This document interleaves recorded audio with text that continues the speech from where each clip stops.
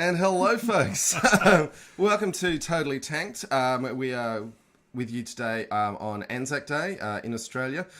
Before we start, given the nature of what we're discussing, I do want to acknowledge that we are recording on the lands of the Ngunnawal people and pay our respects to their elders, past and present. Rob, hello. I'm Rob, he's John. We're Totally Tanked, the tankiest podcast in Tankville. And today, John, we're talking about which tank and why today. Well, this is the Sentinel, Australia's tank. AC-1 for Australian Cruiser 1, or Aussie Cruiser, as it was frequently known. We're also going to mention the Bob Semple tank and this Schofield tank. Our New Zealand counterparts tanks also built it. And we're celebrating, we're talking about these tanks today because it's Anzac Day here in Australia, which is the Australian New Zealand Army Corps Day of when they landed in Gallipoli in 1915 and tried very hard. Yeah. Sacrificed a lot of people and then had a very good go at getting out 6 months later. Did a very good job there. I do want to really get off my chest early. We're going to say some very tough things about the nature of Australia and the Australian nation. And the fact we're doing it on Anzac Day, I don't want anyone to take as a criticism of our veterans, past and present. We have the utmost respect for everyone who has done their duty for this country. They didn't individually have a choice as to the nature of the country, but we are going to say some things that are maybe going to upset some people. History isn't things that make you feel good. No. That's propaganda. So I just want to get that out of the way. If anybody wants us to hire us to do some propaganda, we're there for it. Yeah, but you've got to pay. Yeah, okay. Now, just quickly, and if folks can bear with me on this, I'm going to do a quick potted history of Australia because we do mostly have an international audience. And a lot of what we're talking about probably isn't things you're aware of. And Americans, for once, we're going to be having a go at someone else's racism. So you're off the hook for this one. Okay, let me put up the history. Where we go? There we go. Okay, so 1788, European settlement arrives in Australia. Trust me, this is relevant to this tank. And the key problem with this settlement is that it is based on an idea that it was called terra nullius, which it was an empty land. And it was only empty if you didn't acknowledge that the people who were here were human beings. And this would be a problem that we wouldn't actually rectify until 1967. So, big deal. Australia is basically built on, unfortunately, a fiction of white supremacy, and this is going to come to an absolute head in 1942, and is going to be involved in the creation of this tank. So, Rob is in no way responsible for my editorial here. This is purely on me. Okay, in 1851, gold is discovered in Australia, which means a hell of a lot of people suddenly moved to Australia. Amongst those people were a bunch of Chinese, and we murdered a lot of them and sent them home in boxes to give a message to folks back in China not to come here. The headline strap of one of our leading magazines for decades was Australia for the White Man. We're not fooling around with this stuff, unfortunately. Okay, moving on. Australian federated in 1901. The British colonies formed a larger British colony. Australian citizenship, we will get to, didn't exist until the 1950s. Everyone was still a British subject. We just had a local form of government under the British Crown as part of the British Empire. Sometimes referred to it as a dominion. It's all a little hazy because it's just people doing what's convenient at the time. Okay, moving quickly on, we then get to April 1915 and Gallipoli, Australia's involvement in World War I on behalf of the British Empire. Towns all over this country will still have on their town hall the letters for King and Empire. You can't move around this country without coming across this slogan. Okay, then we get to the Treaty of Versailles in 1919, and Australia very literally and very explicitly, the Japanese had got a racial equality clause included in the Treaty of Versailles, which was essentially the settlement for how the world was going to work. Australia did its nana, and demanded it be taken out, threatened to go to the American and the British public on a basically white supremacist argument. And even though it had already been voted in by the conference, they had to remove it without any voting because Australia was literally trading its 60,000 war dead. Our Prime Minister Billy Hughes explicitly said, we're speaking for our 60,000 war dead. We're not having any of this racial equality stuff. Japanese weren't very happy about this. this would come back to bite us in ways to do with tank production. Okay, that then brings us to the Washington Naval Treaty of 1922, when the British and the Americans basically said, we do not want to fight a war against each other. They had been in the process of a naval build-up that could have led to that. Japan would have been Britain and Australia's ally in that conflict. And we basically shafted our ally, although I will completely say the sensible thing to do was to not fight a war against the United States. So, good. But the British were trying to build a security settlement in the Western Pacific based around British power and Japanese power. And the raging racism of their Australian colonies kept getting in the way of building this strategic certainty, which would then lead to World War II in the Pacific. Moving on, 1939, Britain declares war. Australia goes with that. We get to June 1940 and the fall of France. The less documented fall was that Britain basically ran out of money in this process in their desperate rearmament and the loss of all the equipment in Dunkirk. Britain was about to become completely bankrupt and insolvent. They did a deal with the Americans to get funding and to be able to keep the war going. This then led, and if you want proof of just how severe this essential surrender was, as in it was essentially a surrender, the Tizard mission happened in September 1940. All of the British technical crown jewels, the jet engines, the radar, the beginnings of the nuclear weapons program. It was called, even at the time in America, the most valuable cargo to ever reach America's shores.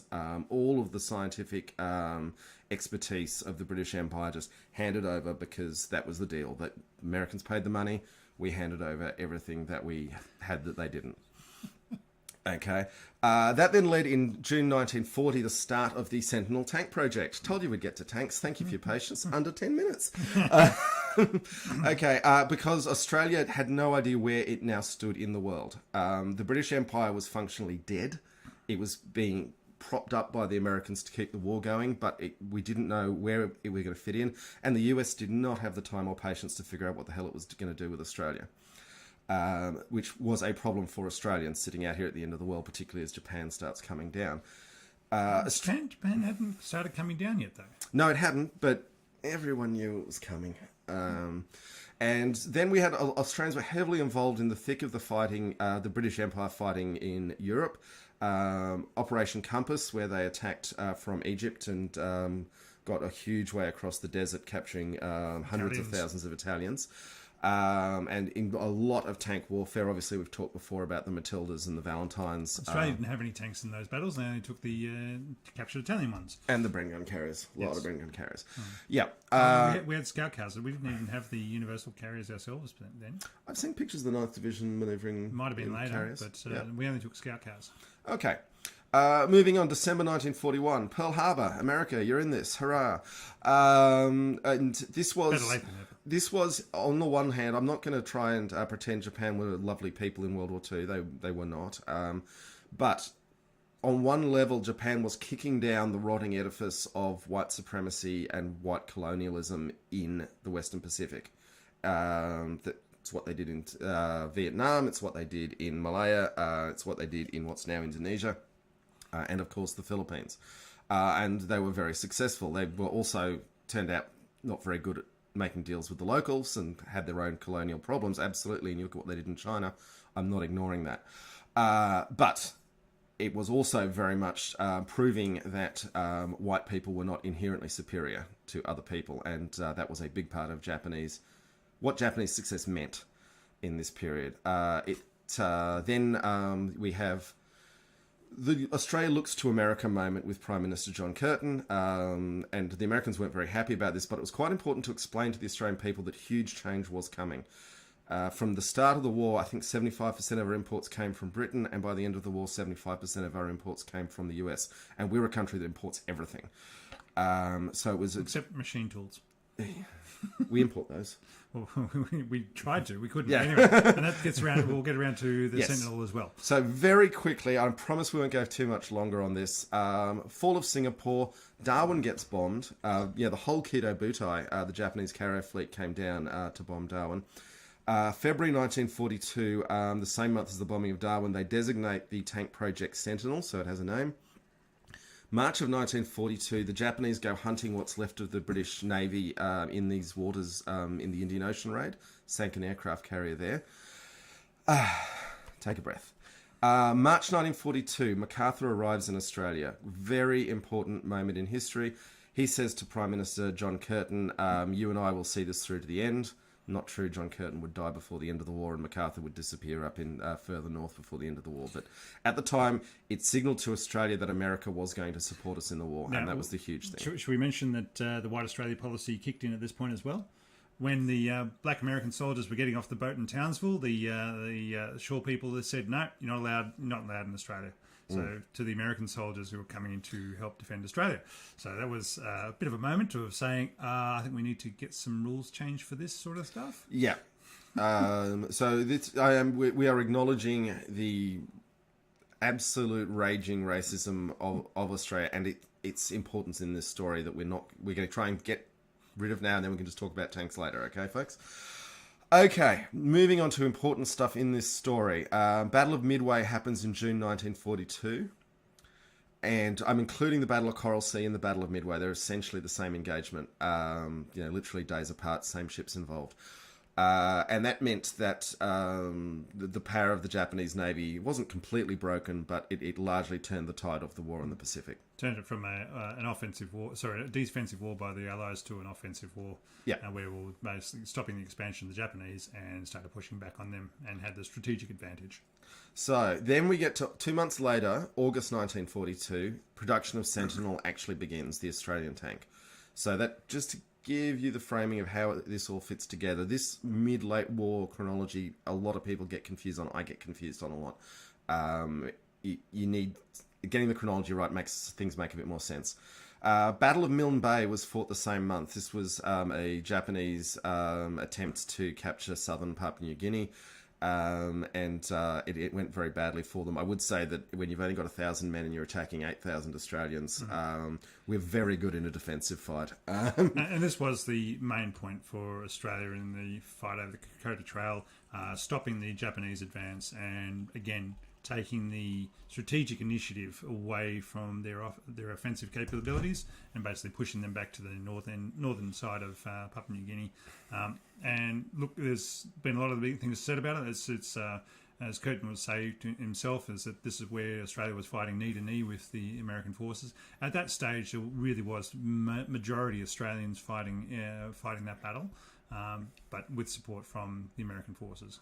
Yep. So that's Battle of Milne Bay. Now, a couple of months after that is when the Second Battle of El Alamein was fought, with the last Australian division in the European theatre, the 9th Division, playing an absolutely crucial role in grinding advance over 3 days up the middle of the German line and drawing in more and more of Rommel's divisions until the New Zealanders were able to break out around the flank and win the battle. But the 9th Division really covered itself in glory as one of the premier mechanised infantry divisions in the world at the time. Okay, where do we go from that? The Kokoda campaign then ends in November 42, so a couple of months after the end of the Battle of El Alamein. And that was the Japanese trying to advance over a track in New Guinea and basically getting as far as where the Australian artillery could get at them. And I've seen some lovely photos of people who've walked the Kokoda Trail where you have 4,000 metre high mountain range and the ridge that you're walking along is about a metre wide. And that's what you're advancing from one mountain to another along this ridge line. And you've got just this drop away down thousands and thousands of metres on either side, and that's what you're fighting along. So that would not have been fun. Now, let's really... And remember, this is jungle, hot, but also at altitude and all sorts of fun stuff. But also, who was fighting this? Australia had introduced conscription, but it was conditional on not sending the troops overseas. And then we said, we've got these overseas territories that the Japanese are invading through. They're still ours. We can still send the conscripts. So these were low morale...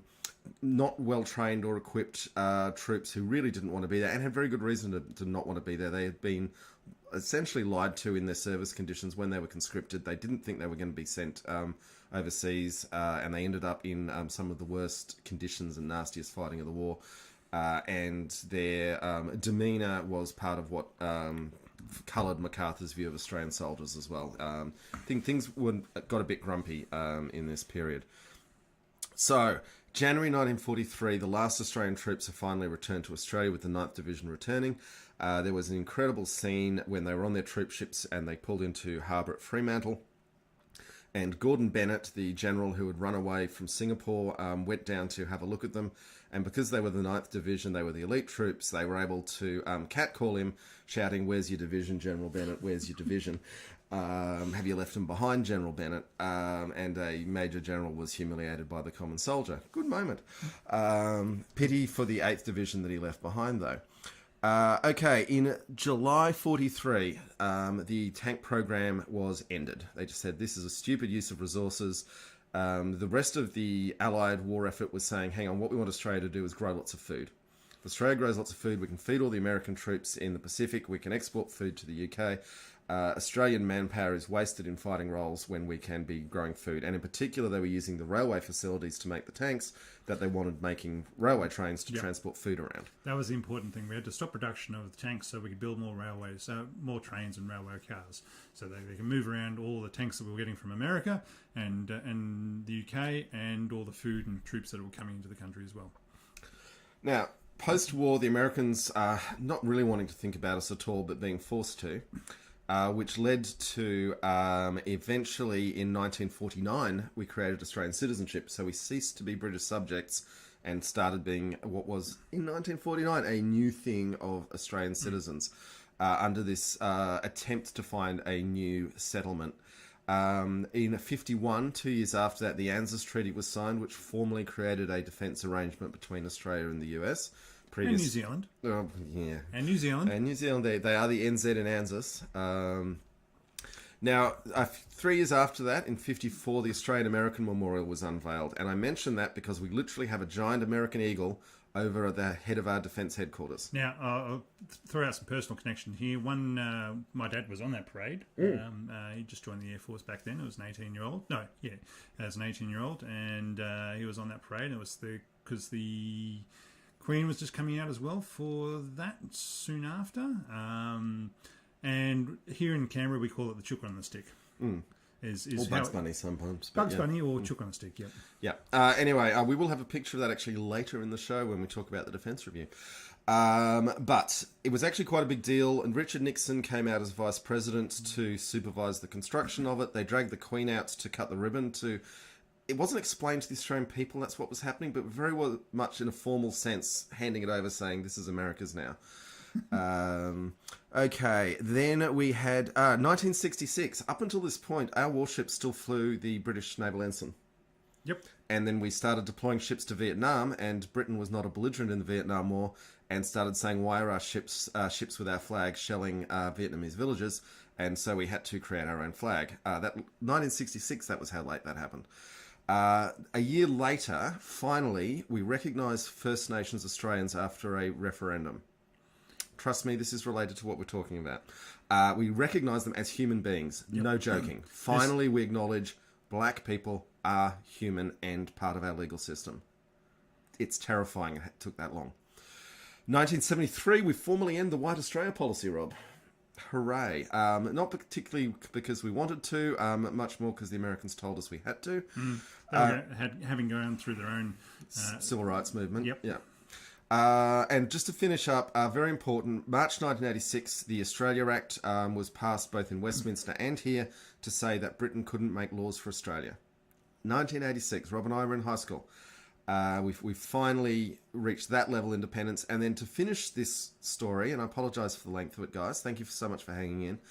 1992, the Mabo decision of the High Court, which ruled that terra nullius, remember right at the front with European settlement, was not valid, okay? And that the land had been occupied and had belonged to people, and that we now had to reach a new settlement, and we are still in the process of sorting out the ramifications of that. Yeah.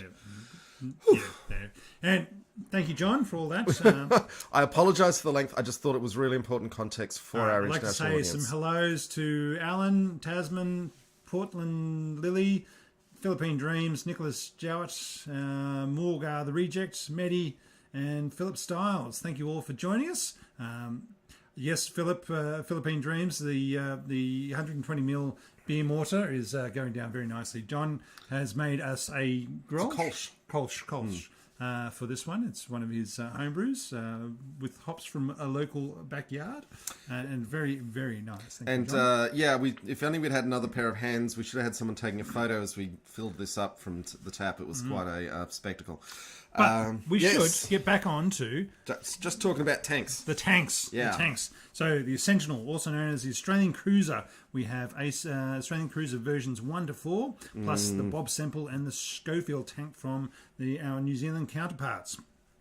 The AC-1, as John said, was started design in November 1940, and production came out in August. The first 66 production... First production came out in August 1942 and ran through until July 1943, in which 66 tanks were built. There were plans, and we'll get onto the plans. The Sentinel AC-1 weighed 28 tonnes, had a crew of 5. It was 21 feet long, 10 feet wide, and 8 feet high. It had now we'll get on to the cast armour and so forth, but I'll just tell you some numbers for it. So 65mm on the hull, and the turret and the sides and rear had 45mm. It had a 2-pounder gun with 130 rounds. It had 2 303 Vickers, and we'll talk about the water cooling system. And then we had the 3 Cadillac V8 engines in a cloverleaf formation in the back for 330 horsepower. It had horizontal volute spring suspension, and with a range of 240 kilometres and a maximum speed of 48 kilometres per hour. So that was AC1. Definitely that's a maximum speed. No, they said that was the maximum useful speed. They said they could actually get it up to 60 k's an hour, but it would really just wreck the engines and the drivetrain. So they said, no, we're limiting it to this is what you're trained on. This is what you're going to do. Are we going to talk about the limits of Australian manufacturing at this point? No, we'll just go through some stats and figures for it. So then they looked at the going for the AC2. Proposed changes include a suspension in the drive line to make the tank lighter, but Army said no. Then we move on to the AC3 Thunderbolt, whereby they were fitting the 25-pounder gun for a better explosive round, and they could still carried 120 rounds. They dropped the hull machine gun and the operator, so down to a crew of 4. Only 1 pilot model built, but which was kept and is still at the Australian War Memorial and Trelaw Centre. So that's basically the big warehouse where they put everything that they can't fit on the main floor.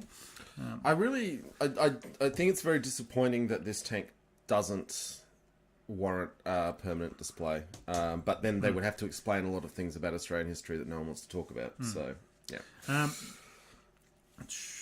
They ordered 200 of the AC3 Thunderbolts and had 150 hulls cast when work was terminated. So they had 150 hulls of this tank built up that they said, what are we going to do with these? Well, they just scrapped them. And they were built with the Perrier Cadillac engine for 397 horsepower. It was radial mounted. And 3 Cadillac engines. Yep. Yeah. but it was better designed than the initial cloverleaf version. It was designed for a larger turret. It was 54 inches rather than the 51-inch turret that they started out with, turret ring, and also designed development for a... They're also looking at doing an AC3A with a 70-inch turret ring, but they didn't get around to that. Then we'll quickly move on to the AC4. That was where they decided... It's not real. It was real. We have photos. There's one up on the screen. There's no bridge block on that gun, though. No. So the AC4 was... they decided the 25-pounder, short 25-pounder that they mounted in the AC3 wasn't good enough for anti-tank capabilities, even though it had a great high explosive round. They said, right, what we want is an anti-tank gun. So they were wanting to put the 17-pounder into the turret of the Sentinel. And all through this process, there was a constant problem in that they weren't sure if they were designing this thing to be sent to Europe, which would have been hilariously awful, or if they were trying to design it for fighting the Japanese. Well, I'll get to those in a little bit. Obviously, but a 17-pounder is a gun you take if you're hunting tigers. Yeah, not Hargos. Would have been very funny for Hargo. As the chieftain said, you could have lined up 5 Hargos and got them all with one shot. Anyway, in order to test out whether or not they could, the turret could handle the recoil of the 17-pounder inside the tank, they fitted 2 25-pounders, which we have some lovely photos up behind us, and fired those both simultaneously in order to test out whether it would take it, and it could. So therefore, they said, right, we'll put a 17-pounder in the turret, and away they went. Now, again, this was only experimental. There was only one developed for it as a prototype, and they hadn't enlarged the turret ring, so it wasn't actually the full design features that they would have liked. However, when you're looking at the turret of the tank and you see these 2 25-pounders sticking out the front of it, you just think to myself, 40K just loves that idea of the double-decker! Double-decker guns. We do have, it'll come up in the slideshow for those who are watching the video feed. So and that was our Australian Sentinel tanks. Now, I'm going to quickly, we'll come back to, I think we need to do some quick numbers on the Bob Semple. Now, for those... Okay, this is one moment where you can say, we're better than New Zealand. I have a point to make with that. All right, so the Bob Semple tank, which was in New Zealand. At the same time, all this was happening with the Sentinel. New Zealand was also going through their own process of going, my goodness, the Japanese are coming for us, and we have no tank or armour capability whatsoever. So Bob Semple, who was the Minister of Works for New Zealand... said, I'm going to do something about this. And he had a postcard from America about how they had converted tractors into tanks. There's a Bob Semple on the screen for those on the video feed. Yep. And said, from this postcard that depicted the transition of the changing of a tractor to a tank, they said, I can do this. And Bob, the Minister for Works, with a team of engineers, came up with a design and said, right, we're going to take our D8 Caterpillar tractors, we're going to put some armour on it, we're going to put some guns in it, and we're going to turn it into a tank. So they built them in 1940. It was 25 tonnes, 14 feet long, 11 feet wide, 12 feet high, very high. It had a crew of 6 to 8. So you had the commander, the driver, 4 machine gunners, and 2 more if you wanted to fit them inside the tank. They could have some fun as well. It had only 8 to 12 mils of armour. Now, you will see it has corrugated iron around the outside, which wasn't the only armour. That was additional armour put on the tank. So, but it was still corrugated iron that they... it was roofing material. Yeah, it was. But it was still steel that they could throw on there. It had 6 machine guns, 6 Bren-Light machine guns, a 6-cylinder diesel engine, 127 horsepower, 160k range with a top speed of 24 kilometers an hour. Now, the fun thing was you couldn't change gears on it unless you were going downhill. So otherwise it would stall. So when they were doing recruiting parades showing off their home-built tank... Sorry. I just read something. Anyway, when they were doing the recruiting parades in Auckland, they were basically, the drivers were told, do not try and change gears unless you, otherwise you might stall it, and then we'll become the laughing stock of Auckland type. So thing. the T14 of World War II.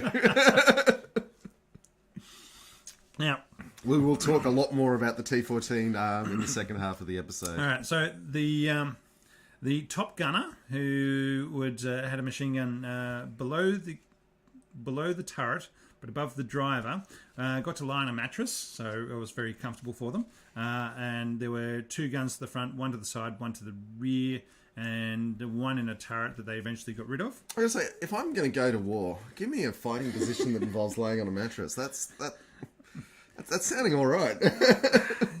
Every once in a while, you want to sit up type thing, though. All right. They're built with a machine gun turret. They wanted a 37mm anti-tank gun in there, but couldn't get them, so put in another machine gun. Eventually, 3 were built all together, and when they were handed over to the army, they had the turret removed, and the turret didn't have a turret hatch in it. Sorry, the cupola and the turret didn't have a turret hatch in it either. So, look, if you got hit by something serious, you're all just going to Valhalla together, aren't you? the one thing the Bob Semple has that the Sentinel does not is it got deployed overseas. Did it? They took the armour off. To the Cook Islands? They took the armour off. No, it was somewhere in the South Pacific. They didn't say where. They took the armour off, put a dozer blade on the front of it, and basically it became a tractor with the dozer blade again. But it got deployed, and the Sentinel never did. So there you go, New Zealand. Well done on the cheers to the Bob Semple. Cheers to the Semple for something better than... It's also important to note that even though we did produce, I think, 65 Sentinels, something like that number, it never received what's called an Australian Army Vehicle Registration Number. Yep.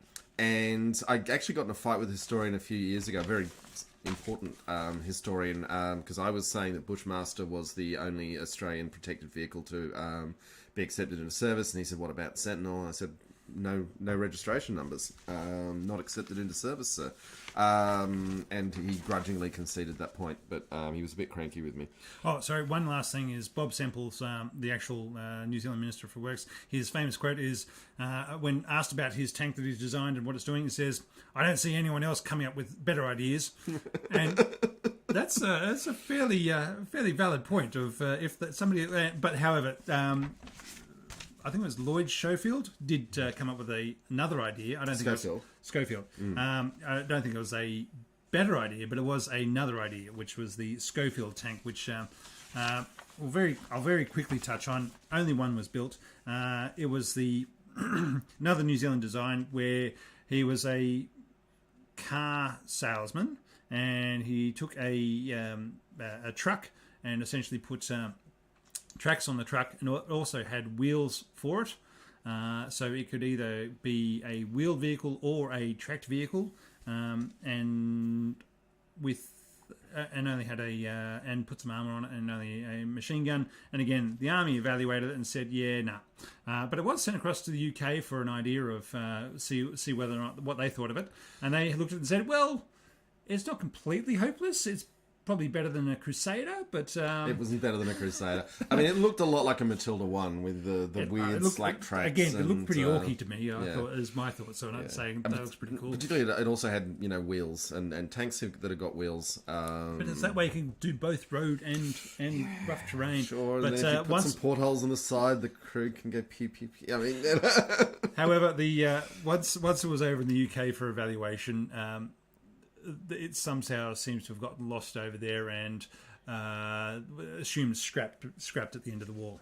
Now, let's get into some actual discussions. About the Sentinel, John. Yes. I would want to note, folks are having a high old time in the comments, and we do appreciate your many, many funny jokes about Australia and New Zealand's funny tanks. Well done, everyone. That's what I was laughing at a number of times.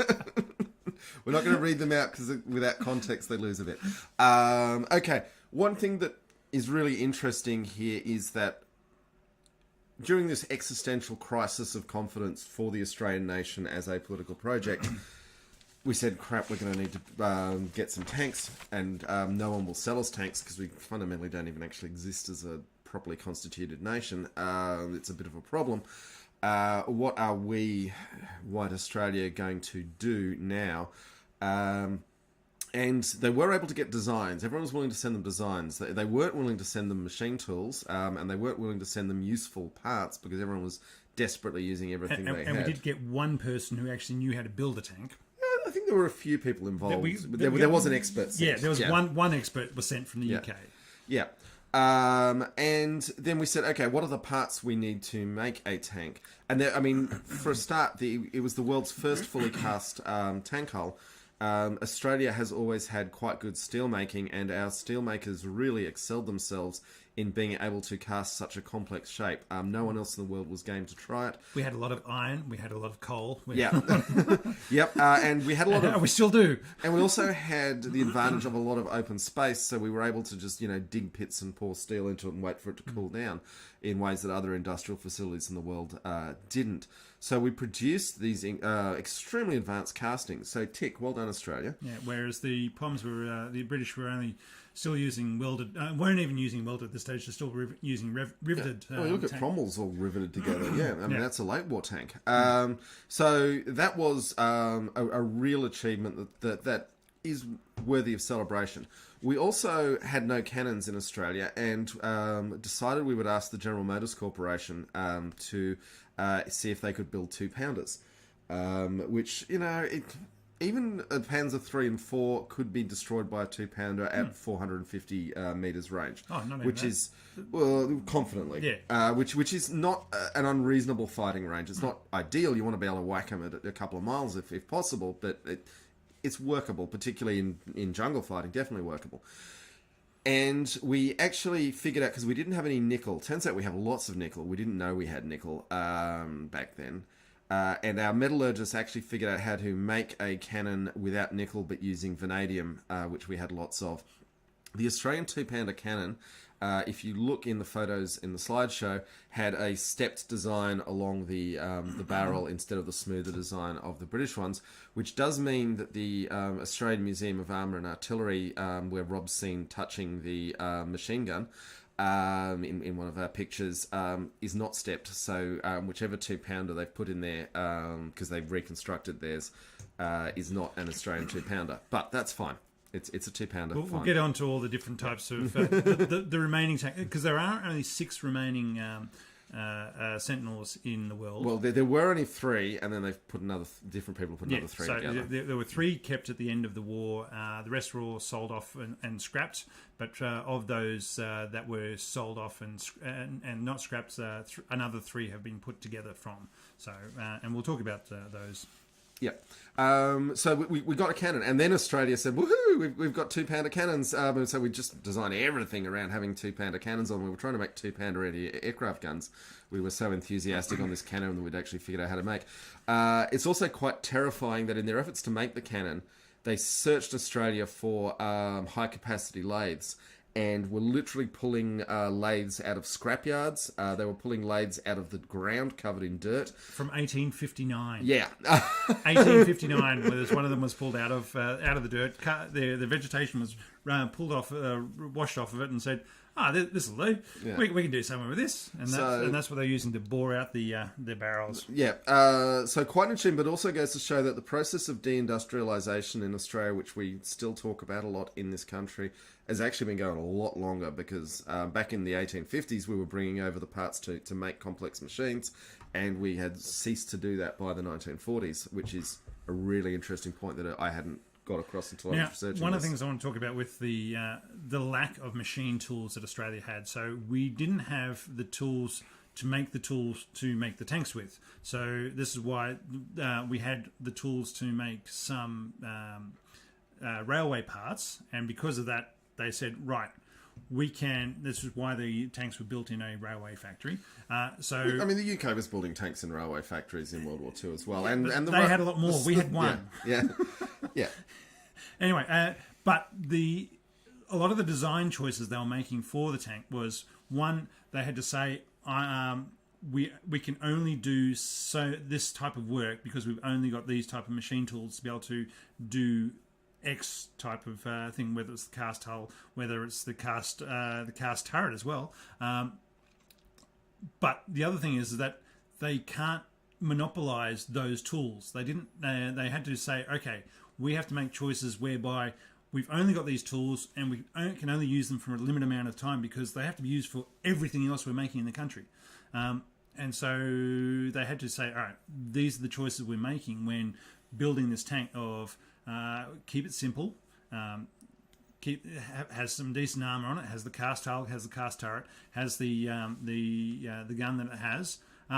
Now, with the 2-pounder, it was designed with a 6-pounder in mind, so they wanted to be able to put a 6-pounder in the turret. When they started this, the 6-pounder didn't exist as a finished weapon. It was a design that they wanted to move to later, but after Dunkirk, we're just ramping up 2-pounders. One of the parts of it was that nobody put the order in for a 6-pounder. So once they actually had the idea of, okay, yes, we know what a 2-pounder looks like, and the 6-pounders were around, is that nobody actually said, okay, let's put an order for the 6-pounders in, but nobody actually got around to doing that. So by the time they had the capacity to build the 6-pounders, they already had the capacity to build the 25-pounders, which is why the AC3 went to a 25-pounder gun rather than the 6-pounder, because they said, well, why put a 6-pounder in when we can put in a 25-pounder?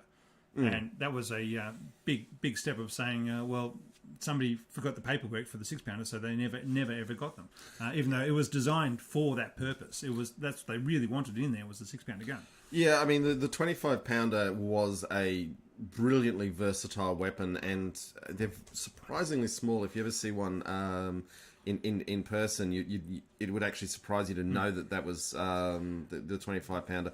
And it was used as basically divisional artillery, and you could wheel it with a Jeep or a universal carrier. Well, that was the thing. So your normal 25-pounder, which was an anti-tank gun, and it had an anti-tank supercharged round, but it was mostly an artillery piece. It was an artillery piece. You're right, but it was from the design of the AC-3 Thunderbolt, they figured out how to put on the the top mounted recoil system, which allowed them to create the short-barreled 25-pounder, which was found to be useful in jungle terrain where you could pull it apart, and rather having something great big and heavy that was only that could only be towed around by a gun tractor, they could pull it apart, put it on the back of a Jeep or some other or even in an aircraft, and move it around jungles and very hilly terrain, or even give it to a bunch of soldiers and say, carry this up this hill, which was found very useful in Papua New Guinea because of the jungle terrain. You couldn't get heavy vehicles in, and so they were able to get these short-barreled 25-pounders into places that they couldn't get a normal 25-pounder gun. Even though they were less accurate, there was all sorts of issues with them. You could get them to places where you could, and they can be mounted, set up as a howitzer, so they can get over the very, very steep hills of Papua New Guinea and bring fire upon the enemy from that. Yeah, the 25-pounder shot's a really interesting weapon, and it's fantastic for us that it's mounted on a tank, so it brings it well within our scope.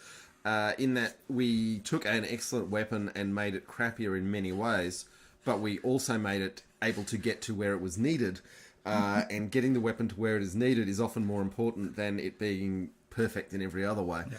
That was quite an Australian innovation, the 25-pounder short, and also looks awesome in our tanks, double mounted. Now, I'm going to get on to some of the things about the tanks we've been talking about in popular culture. Oh? Because guess what, John? Guess who gets mentioned in Girls und Panzer?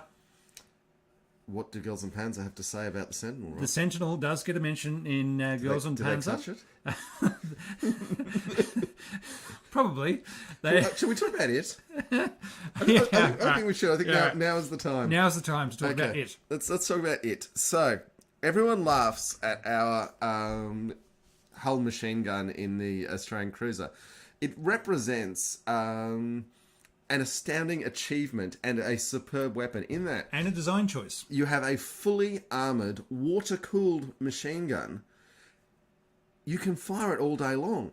The barrel is not going to overheat in a water-cooled machine gun. I think these 303 Vickers guns, as an experiment, they've done they would just fire and fire and fire and fire. They would not stop. They would just keep on going. I think the British actually, after World War I, expending excess ammunition, ran something like 250,000 rounds through one of them without a stoppage. Just as long as people keep feeding the belts in it, they will keep firing. And to be able to fully armour it, yes, in the end, it looks like men's parts. Absolutely. Everyone jokes about it. True. And he made me touch it. Yeah, and I made Rob touch it. And he wants to make a T-shirt out of it. I said, nah. I'm thinking of doing one with just your hand touching it, like, Michelangelo meeting David meeting God, Adam meeting God. Now, just to remember, though, there was a second machine gun in the turret, and that was also water-cooled, but because it was in the turret, it did not have to have an appendage sticking out, so there was both there. And again, this was a design choice because the tanks were built for hot environments because they were designed for going to North Africa. That was why a lot of the choices were made. It was saying we're going to be fighting in North Africa for a while, and that's what the experience that they had, and so that's why they were building these tanks to fight in those environments, and Australia, obviously, if required. But when they were looking at it, Japan hadn't entered the war, so they wanted the tank to be able to fight overseas in a hot environment, which is why they had the water-cooled guns. They had a number of ventilation situations within the tank in order to keep it cool. Again, you've got to train in them in Australia anyway, so you may as well. You do see... And it's interesting that this comes out in Bushmaster again. When, on the very rare occasions when Australians design and build a vehicle, we do put a lot of water stowage in. And that's because we're a dry continent. But it's interesting to see that come out, separated by 60 years into quite different vehicles. All right. Yes, it does get a mention in Girls on Panzer as part of the Koala Forest Academy. However, there is no Bob Semple in that series. However, the Super Heavy Big Bob Semple is available for New Zealand in Hearts of Iron 4 as a build. It's a super heavy tank and takes 2,000 days or something to research for that. War Thunder also brought out a Bob Semple and with its own mission to defend New Zealand as part of a April 1st collaboration. What were they defending New Zealand against? The Japanese. Okay. Japanese invasion. It's basically you could drive around a bunch of Bob Semples and take on and defend the beaches of New Zealand, which is what it was actually designed for. I mean, a Semple versus a Hago is an interesting fight. I'd pay money to watch that. They did give it the 37mm gun, so it's not just machine guns. And I think they have pretty much looked indestructible from the video I saw of it in the game. It was taking fire but was not dying, so I think it was more of a fun game to play rather than I'm dead and have to respawn type thing. So there you go. And the other big achievement for the Sentinel in the modern media was that while it was never deployed overseas, and basically the project was shelved in 1943, they were brought out and formed up as to form the German forces in the Rats of Tobruk movie of 1944. And so back in the day when you could make a war movie, and just put anything in tracks out there. So the director who had 4 years earlier made 40,000 Horsemen as the tribute to the Light Horse Brigade moving through and the Charge of the Light Horse of 1918 and Beersheba. Came up with, did his next movie, which was The Rats of Tobruk, whereby the Sentinels were running around as the German tanks, and the Bluey and Milo and somebody else and some pommy guy were the three main protagonists, and fighting off the Nazis in around Tobruk as they defended that settlement. So that's all I've got for Engine time. Oh, the engine. Okay. So, and the distinctive shape of the rear of the Sentinels, because it had three engines. I mean, what's better than one engine, Rob? Three engines. So we had a problem in Australia with attempting a tank design in that we did not have any high-powered engines. We did actually produce the Pratt and Whitney single wasp engine, so the single row engine, which could throw out 600 horsepower, but we were entirely devoting those to aircraft production, particularly the Wirraways. The other amazing Australian invention at the time was the boomerang, the CAC boomerangs. Boomerangs didn't use the Pratt & Whitney single row, but the Wirraway did. Oh, okay. Well, the Wasp and the Scorpion, supposedly were using the... Yeah, so the Commonwealth Aircraft Corporation... We wanted these radial engines but for the tanks, but they said no. Yeah, so then what next? And looking around, now it's important to remember that in World War II there was no petrol available to the civilian population of Australia, no gasoline for our American audience. And so people were literally buying trailers that they attached to the back of their cars and burning wood or burning coal to get volatiles out of that, and they could run a... rolling coal. Run an engine off that. And so at this time, the Cadillac dealerships in Melbourne didn't have a lot of customers because no one had any money and no one wanted to buy a Cadillac in this situation. Fuel economy was becoming very important. And so the Sentinel team went down to the Cadillac dealership and said, "Would you like to sell us all your Cadillacs?" And the Cadillac dealership said, "Absolutely, we would like to sell you all our Cadillacs." So they bought all these Cadillacs, and then they put 3 of them in the back of this tank, and they used a cloverleaf transmission to mate the power of these 3 engines together. So each one was 110 horsepower, because the Army said, we want to have at least 350 horsepower, and they said, look, the best we're going to give you is 330 by putting these 3 together. And so they would have 2. It was a 2-in-1 operation, so there was 2 towards the turret at the front of the tank and 1 at the rear. Each one had its own was all complete, including batteries. So it was actually quite useful in the idea if one battery was flat, you could get one of the other engines started and then use that. Well, it had 3 starter motors, and you could clutch them in. Now, of course, this does mean you have 3 times as much maintenance. 3 points of failure. Yeah. But it's a civilian engine that there's nothing terribly special about it, and you can, as long as you can get to them, you can sort them out. Then putting it all through the same drivetrain. It was.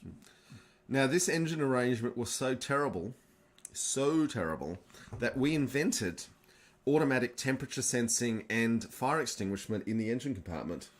And voltage control for the output of the engines. Yeah, because we were so terrified of the things catching on fire. And I suspect this is why they never actually were accepted into service, was because there was a constant fear of the engine exploding. But that did lead to another innovation in our automatic fire suppression in the engine compartment when you've got a very volatile engine. And remember, this is intended as a direct counter to the Japanese. The Japanese had moved to diesel engines completely because they did not like what petrol engines did in tanks, so they blew it up. Cack and goal. Yeah. Anywho, all right. Talking about tanks to the left, the 6 to the left. So we've got there is one, as we were talking about before, there's one at the Australian War Memorial Trelaw Centre, which is our AC3 with that's an Thunderbolt. AC3. There is one at the Puckapunyal Army Tank Museum, which is an AC1. Yeah. Now there's the Puckapunyal Museum is apparently closed at the moment, and they are reopening as a combined arms warfare museum. Yeah, but that's not until 24. So we're going to have to look at going down there at maybe some stage and having a look at these things. I think so. Yeah. Yeah. The Australian Armour and Artillery Museum in Cairns. Now, somebody asked John the other week about.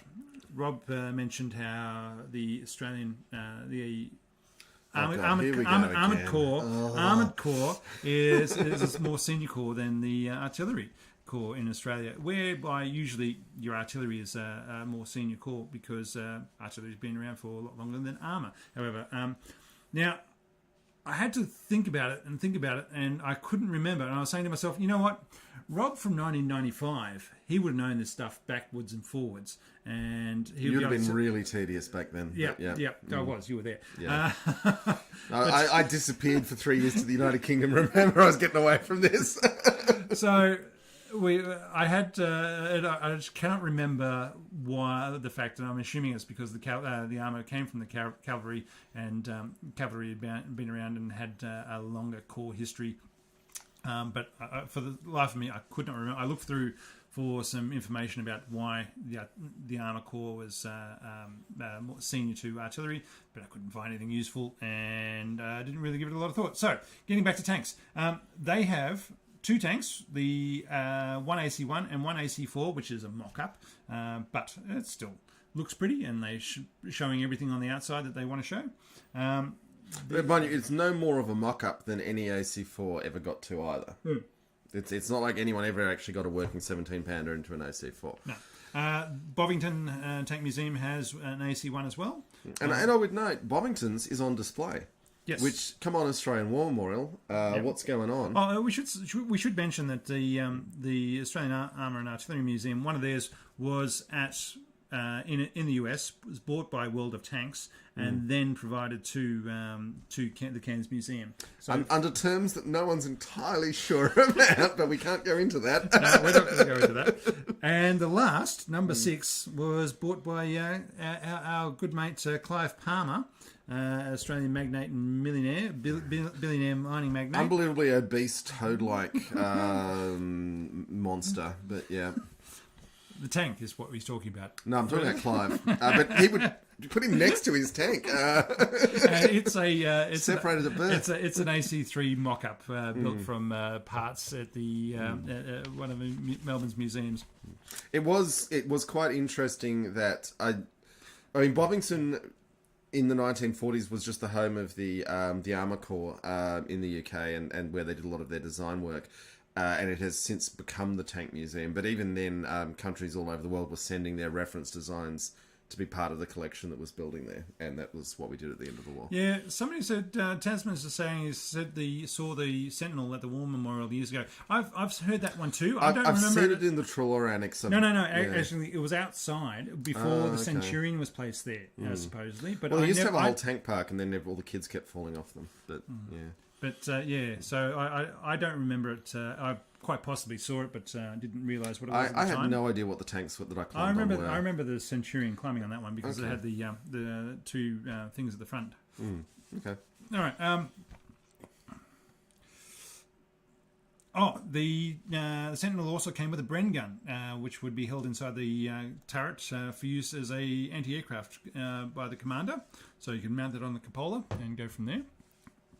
So it wasn't actually fitted with, but it was basically, it had attachments that you could throw a Bren gun in there, had stowage for the ammunition, and the commander, if they were worried about anti-aircraft activities, that they could pop that up and start firing off a few rounds. Yeah, I mean, every tank's anti-aircraft faculty was all about making sure the plane couldn't come low and slow enough to actually realistically hit you with anything. So they were effective in that they deterred close, slow attack, but they weren't effective in terms of shooting much down. Production ceased in June of 1943, so we talked about how they could get back to building trains to move all the US tanks coming in. Now, speaking of US tanks and tanks coming into Australia, so the Sentinel was never deployed overseas. It never saw combat, it never saw action, except in the movies. But tanks that were coming in were the M3 Lees, Grants, and the M3 Stuarts, the light, but also the Matilda 2s. Now, I'm wearing the Matilda 2 t-shirt. John is wearing the Valentine t-shirt, which is for our Anzac Corps situation. Was Australia decided that we didn't want the M4 Shermans. We were only going to go with the Matildas. And New Zealand decided they didn't want the Shermans or the Matildas. They only wanted the Valentines. So New Zealand chose the Valentines. Australia chose the Matildas, and away we went. But they're both the 2-pounders. Yes. So there you go. It's just a 2-pounder show today. Australia also had the Australian Experimental Light Tank, which we put together in 1940. It couldn't find any useful photos of that one, and supposedly that is also at the Puckapunyal Army Museum. Oh, can't wait till we get to Pucka. Yeah. So it's supposedly sitting there. Whether or not it's been restored or whether it's just a rusting shell of a tank, I don't know. So we'll have to have a look and see what we can find. I mean, we were also building, and there's a picture in here of one. We built an enormous number of Bren gun carriers, or universal carriers as they're more correctly termed, throughout the war, and we could actually mount a 2-pounder on one. And if we had actually got to the Defence of Australia situation, a universal carrier with a 2-pounder on it would probably have been a more useful weapon, particularly weighing in at 5 tons, being able to get over all the bridges and things.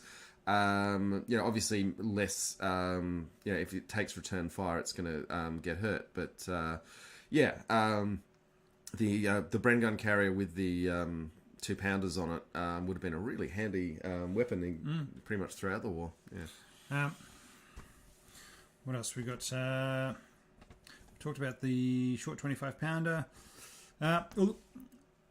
There was envisions that there was going to be 510 AC4 tanks, Sentinel 4 tanks built, with 110 of those with the 25-pounder, not the Thunderbolt. So these would be with the wider turret ring, and 400 with the 17 pounder.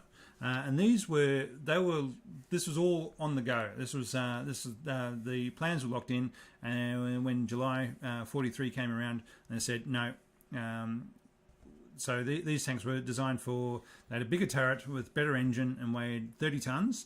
And other bits and pieces like torsion bar suspension, gyro stabiliser, hydraulic traverse, and other things to make the tank better. But all of these things came to a crashing halt when July 43 came around and said, no, we're just going with the American British tanks that we're being supplied with. So, yeah, but I mean, let's face it. All the way through this project, we've kind of touched on it, but let's really get deep into it here. The suspension we picked up largely a French design because it was close to what we used on the railways, and it was really simple to make. So it was a good choice in that it was simple and we could make it, but we were being forced into lower technical solutions because of our very limited industrial base. The engine was a complete mess. The transmission was an absolute mess. We kept asking the Americans, the British, what they were using, and they were sent over the designs, and we went, we can't make anything that complex. we don't have the bits to make those. Yeah. This was an astounding achievement to actually get a moving vehicle. 18 months. Yeah. 18 months to design and build this tank. That was an achievement, but it was constantly hampered by the fact that we have very little industry in this country. We had more industry in this country in the 1940s than we do today, but with very little. Tanks are unforgiving beasts in that territory. Having said that, if Japan had invaded, and remember, John Curtin did not know Japan was not going to invade. No. Winston Churchill knew Japan wasn't going to invade. Franklin Roosevelt knew Japan wasn't going to invade because they'd cracked the Japanese codes. No one was sharing with Australia the knowledge of what was in those codes. Well, particularly we leaked like crazy. To be extremely frank, the Australian Labor Party was leaking like crazy to the Soviets all through this period. So any signal intelligence could not be shared with Australia. We weren't trustworthy with it. And let's take Labor out of that even. Just Australia was not trusted with that, and with some good reason. Fine. But so Australia did not know that Japan wasn't going to invade, and thought it was still a very real possibility until, well after Midway. Even with Midway, it was like, how is this war actually going to go? Are we going to suffer another defeat? Because we suffered a lot of defeats up until Midway. So if Japan had invaded, caveated heavily, it wasn't going to happen, but we didn't know that. This tank would have been 65 of these counterattacking a Japanese beachhead would have done some damage if we could get them to the right place. We've got a huge coastline, and but they have to attack somewhere where there's something worth attacking. So no, they can attack somewhere where there's actually some sort of beachhead. Yeah. And if we can't get these 65 tanks there, like say Perth, if we can't get these tanks there for the next three months because the railways can't hold them, then we're a little bit stuffed. Sure, but let's go with the best case hypothetical here. If there had been, it's not a best case if Japan invades Australia. If they had invaded, say, just north of Brisbane, and if we had got the tanks up there on the railways, they would have, and those that armoured Vickers machine gun that we all laugh at, that would have caused some havoc, and the cannon was more than capable of dealing with Japanese armour. This would have actually, in that Defence of Australia role, been effective and useful. The crews would have suffered some horrific casualties, but it would actually have been, there were enough of them, they could have been useful in that extreme situation.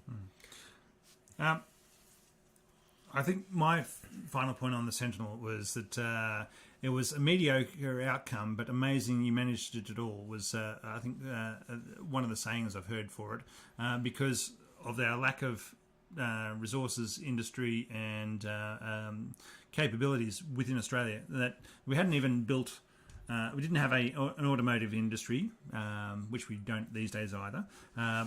We built one and then got rid of it. Yeah, because it's cheaper to import them from Japan. It's mostly because we don't like unions. But again, it was an amazing achievement to build this tank, and there were the abilities to the production was going to keep on going, and except that we got US and better options became available. Absolutely. Yeah. Glenn, I have been reading your comments. Yes, you are correct that the availability of better tanks was what killed the project as much as anything. But the project was also deeply flawed, and the let's briefly touch on the inside ergonomics were appallingly bad. It was a tank built by people who had never built tanks. Yeah, I mean, sorry. There's two things I want to say that I forgot to say before. One thing we did get for it was that we could get from overseas was the tracks. So we just got the M3 and M4 tracks because a lot of the lower chassis was based on America was willing to export those to us because they couldn't. They didn't have the capacity to export tanks to us early, but they could get us the tank tracks early. So that was good. So we actually had some useful tracks because they found the steel tracks that Australia was making weren't as good as they would like. Yeah, but I mean, remember that when we've been talking a lot about French tanks on this show lately. The French industrial base, which is light years ahead of anything Australia had, was unable to make decent tank tracks in 1939, and which is why they were stuck with these horrible designs that looked like they belonged in 1917. So I mean that was good, but obviously the Americans had more tank tracks than they needed, or they would not have sent us any. So. No, of course not. Now, I know the Chieftain did his videos of the Sentinel. That's bugging here, and complained a lot about the ergonomics inside the tank. On his channel and the comments in his channel on the World of Tanks channel for him, there was a lot of information provided by some people who have a lot of detailed knowledge of the Sentinel, saying yes, the ergonomics were bad, but they probably weren't as bad as he was finding them. And I printed out a number of their points that they made, and these guys... This sounds a little tedious. I know. I'm not going to read any of this. But let me just say, there's a lot more knowledgeable people out there about how many bolts, how many... No, it had the correct number of rivets. How many bolts, tracks, bogies, and return rolls, etc. And look, I applaud them for their knowledge. Also want to shout out to Peter Beals and his book, The Fallen Sentinel, about Australian tanks during World War II. Is that the curator at the Cairns Museum? That is, yeah. So Peter's book has been out for a while, and I would have loved to have gotten a copy and actually read it, but I haven't, and so I've just can reference it and see what other people have said about it who've actually have read it. So, but thank you, Peter, for writing that. And yeah. Anyway, but I think it's fair to say the ergonomics were not great, and the layout. For a start, it's the first go. Every country's first go at anything is suboptimal. Now, would we say the Sentinel was better than the Arjun? As a first go? Yes. I got to say, 18 months. It's pretty close. I think so. Yeah. I think the Arjun will win in a fight. The Arjun would obliterate the Sentinel. But that's not the question. No. In terms of, India wasn't at war with the Arjun development. The longer you let timelines drag out in development, the more suboptimal parts that have been locked in become more glaringly suboptimal. So I wouldn't want to... it's comparable development processes, but I wouldn't want to try and compare one to the other because the circumstances were so different. But on that note, I think we've got a very special treat for you folks. We do, because John and I are out of beer at the moment, so we're going to cut across to something we recorded earlier, which I hope you all enjoyed, because we certainly did, and then we'll come back with our... beer review. Someone was asking, this is the beer we've been drinking has been a homebrew of mine. It's a Kolsch with Chinook hops and Marisota malt. So there you go. And we're going to Steve Matthew, who's a relatively new viewer of the show and a American tank commander, and who spent 4 years in the OPFOR, is going to share some of the wisdom of his time there. So I hope you enjoy that, and you can all hate in the comments on how bad our questions are. So good on you, folks.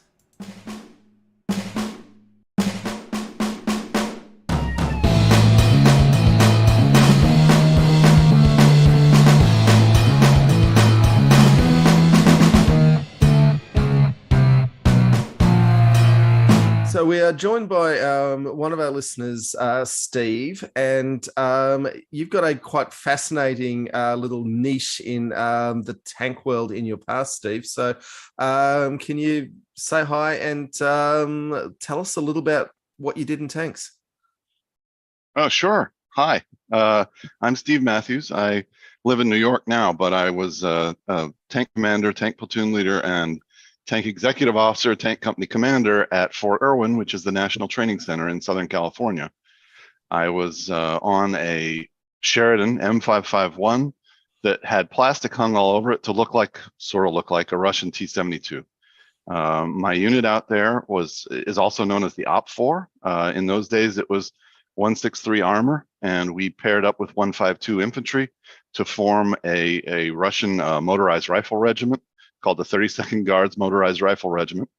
And different units from all over the US and even overseas sometimes would come to the National Training Center and engage in weeks of simulated battle with us. So that's what I did. I was there for 4 years, from 1989 to 1993, and spent probably more time on tanks than most people have been in wars, to be honest, because one of the lessons I learned was you don't last very long.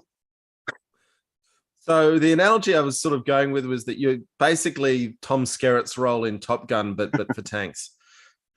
I suppose so. I'm not totally familiar with the movie Top Gun. They showed it for free on a loop, I think, in my military days, but I would just glance at pieces of it. I don't think I ever saw the whole thing. But the NTC was set up, the National Training Center was set up in the late 70s, or it started in the late 70s anyway, and it was fully up and running by the early 80s as sort of a land war analog to Red Flag, which was the Air Force version, I believe, of what's shown in Top Gun. So yeah, that's not inaccurate, although I don't know about the Tom Skerritt part. Well, Tom Skerritt's role in the movie he was an instructor as well as the opposition force. Now, at your time in the at the training center, were you brought in to be an instructor for the tank commanders that were going through, or were you just acting as opposition force? We were strictly opposition forces. We were kept separate from what we call Blue Force, which was the rotating enemies that would come to visit us. And there was a group of officers called the Observer Controllers, and some NCOs, as I recall, who would work with the Blue Force as we were engaging them. Now, one of the great things about the National Training Center, and I'm just a huge fan, so it'll come through, is that they had what they called the Star Wars room that kept track of everything that happened on the battlefield. So whereas in previous war games that the Army had conducted, going all the way back to probably the early 20th century, it was more of a bang, you're dead type of thing, and then everybody would fight over who shot who first. Whereas we had a setup called MILES, which is the Multiple Integrated Laser Engagement System that allows you to do basically laser tag on tanks, and the tank that gets hit first is inactivated, so its laser never fires. So there was no dispute, and it was all centrally logged, and they could display it on a screen and show exactly what had happened after every battle, which they did as an instructional mechanism. What were the computers like for back then for trying to review this sort of stuff? Was it any sort of computerized technology with it, or was it still just paper-based? No, it was totally computerized. The computers were terrible compared to what they are now, clearly, but it was good enough. And in fact, the graphics were very low resolution, but it was, again, good enough. With the Sheridans you were driving, was it just a commander and a driver, or did you bother having a gunner in it? Or, I mean, I guess with the Miles system, you probably did need a gunner, but we did. We had gunners. We did not generally carry a loader with us, so that gave us some slack as far as personnel. However, we were also we had the table of organization and equipment of a regular armored battalion, so we had the loaders in our platoons, and we would rotate so that people didn't have to be out there all the time. The gunner was necessary because well, at least I don't know if this is true in a real combat M551, but in the ones we had, the commander didn't really have a working sight. So the gunner had to lay the gun and fire. Now, the commander did have an override joystick, which allowed us to mess around with the gunner or turn the turret in the direction we wanted in general, but we couldn't actually lay it on the target from the commander's position. With the actual vehicles that you were driving, were the guns actually operational? Would you go out for a range shoot to maintain your own qualifications for firing those tanks, or was it a case of they were just for training purposes and not actually doing any live fire through their life? The Sheridans that we had been sent to Vietnam at some point. They were very, very old. And they, in fact, one of them that I was on actually had a cracked hull and you could see the road going by underneath, which was pretty amazing when you think about it. I don't know how that happened, but anyway, we ended up sending that to the depot and I guess it got refurbished somehow. The tank, so there were two types of vis mods, visual modifications to the M551. One was to be a tank, a T-72, and the other was to be a BMP. The BMPs would actually have their stubby barrel of the M551 sawn off or cut off somehow. So there'd be a jagged sort of stump sticking out, and then there would be a fake sagger on top of that, and some various hull modifications to make it look longer and more bimpy, I guess. And then the tank one still had the full barrel. So I'm guessing that they could maybe be still employed in some capacity. However, the breech blocks were removed for the Miles laser. So that's a long way of getting to the fact that no, we didn't qualify on the M551s at all. However, our unit did have also M1s that we used to qualify and do the tank gunnery range and all that. So were your M1s part of your unit, or was you basically borrowed somebody else's for those sort of things? They were, I'm having trouble remembering now. I believe what happened was when we qualified, we would take M1s that the Blue Force would normally use. So there were some, yeah, there were some loaner M1s that the Blue Force could take when they came out, which everyone hated. Everyone hated doing because they wouldn't run for the first few days after you got it and stuff like that. They were really trashed. I guess rather than transporting M1s from all around the country for an exercise, you've got some on base already. So yeah, good point. There was some of that. There was also some transportation from around the country. Rail cars would show up. Barstow is the town 40 miles south of Fort Irwin. It's a big rail junction, and they would unload lots of vehicles when new units would come. So it was a mixture. Now, during your time there was the lead up to Gulf War 1 in 91, 92, or December 91, or whatever it was. Was there an increase in training in the 6 weeks or 6 months from the invasion of Kuwait to the Operation Desert Storm, or was it a case of if you're not trained now, you're not going to be trained, so we're not going to try and push too many people through. We're just going to be busy getting everything ready? Do you remember it was a mixture. I remember it very well. It was we normally had a very busy demanding schedule, and it got way worse when Saddam attacked Kuwait. I actually got task organized over to the engineers because they were afraid the engineers were all going to get killed at the berm, and they thought they might need new engineers. They ended up, of course, not needing us, but we were frantically training the National Guard units to try to get them ready to go, namely the 48th Brigade from Georgia, and then there was like the 115th from Mississippi or something like that. The post commander at the time, the post commander, General Clark, Wesley Clark, you may have heard of him, basically decided after watching that training, and we worked to train these guys, that they were unqualified to go, and it was politically controversial at the time. The 48th Brigade commander in particular accused the NTC of being biased against the National Guard, which it's probably fair to say we were somewhat, but there were incidents that were pretty horrifying. I watched an entire M1 burn to the ground after the National Guardsman had set a fire in there and fled. it was pretty amazing to see. It burned for days, by the way. That's interesting because I mean those similar accusations were made in the Missouri exercises in the lead up to World War II, and again in that case were found to be as in the National Guard was not up to scratch and needed more training. It's funny to hear that came around again. Yeah, well, I can tell you, as someone who was on the inside of that, we really made a tremendous effort to get them certified, and it wasn't my decision, but there were people way above me who decided that they never were. And the funny thing is, you've actually saved their lives by not certifying them if they're not ready to go.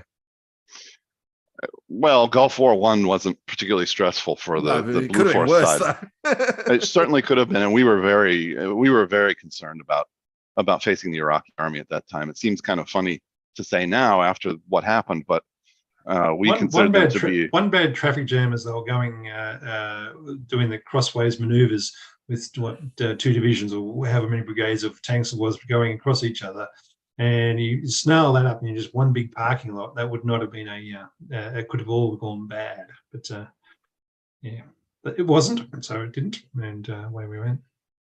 Right. Look, Steve, I'm really interested in, did you have any signature moves that you,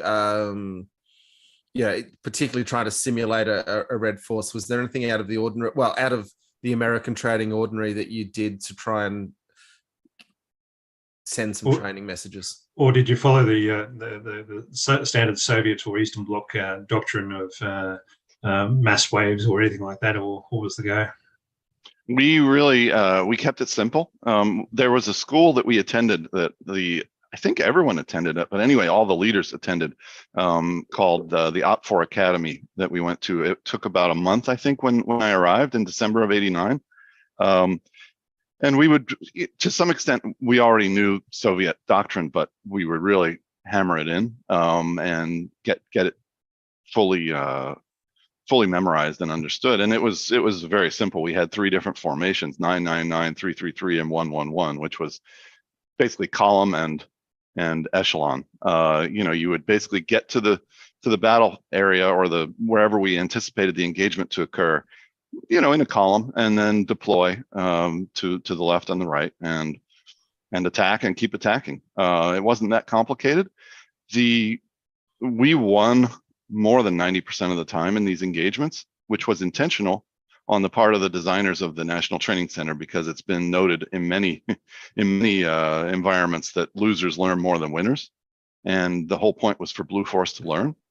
The reason we won so much, there were, in my opinion, there were 2 big reasons. Number one, we knew the terrain like the back of our hands. Now, Fort Irwin is a huge base. It's bigger than the state of Rhode Island, but we were out there all the time, and we got to know everything. So when we were doing an engagement, we had already done the same thing. Probably, well, the unit had done it 20 or 30 times, regardless of where it was on the post.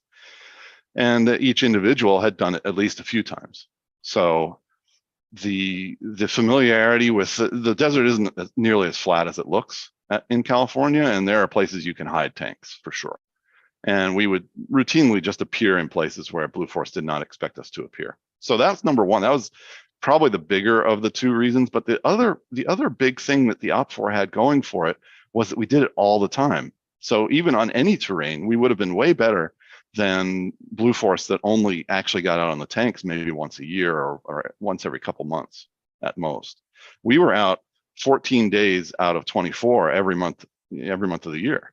Well, every 24-day increment of the year, which is more than 12, obviously.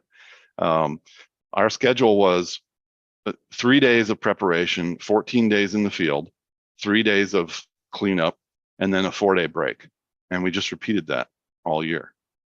So, and by the way, a 4-day break over 24 days, in some ways is better than having a short weekend every 7 days, because we were in the middle of the desert in Southern California, and if you wanted to go somewhere, it took a little while, and then you could have a significant amount of time wherever you went, San Diego or Las Vegas or whatever.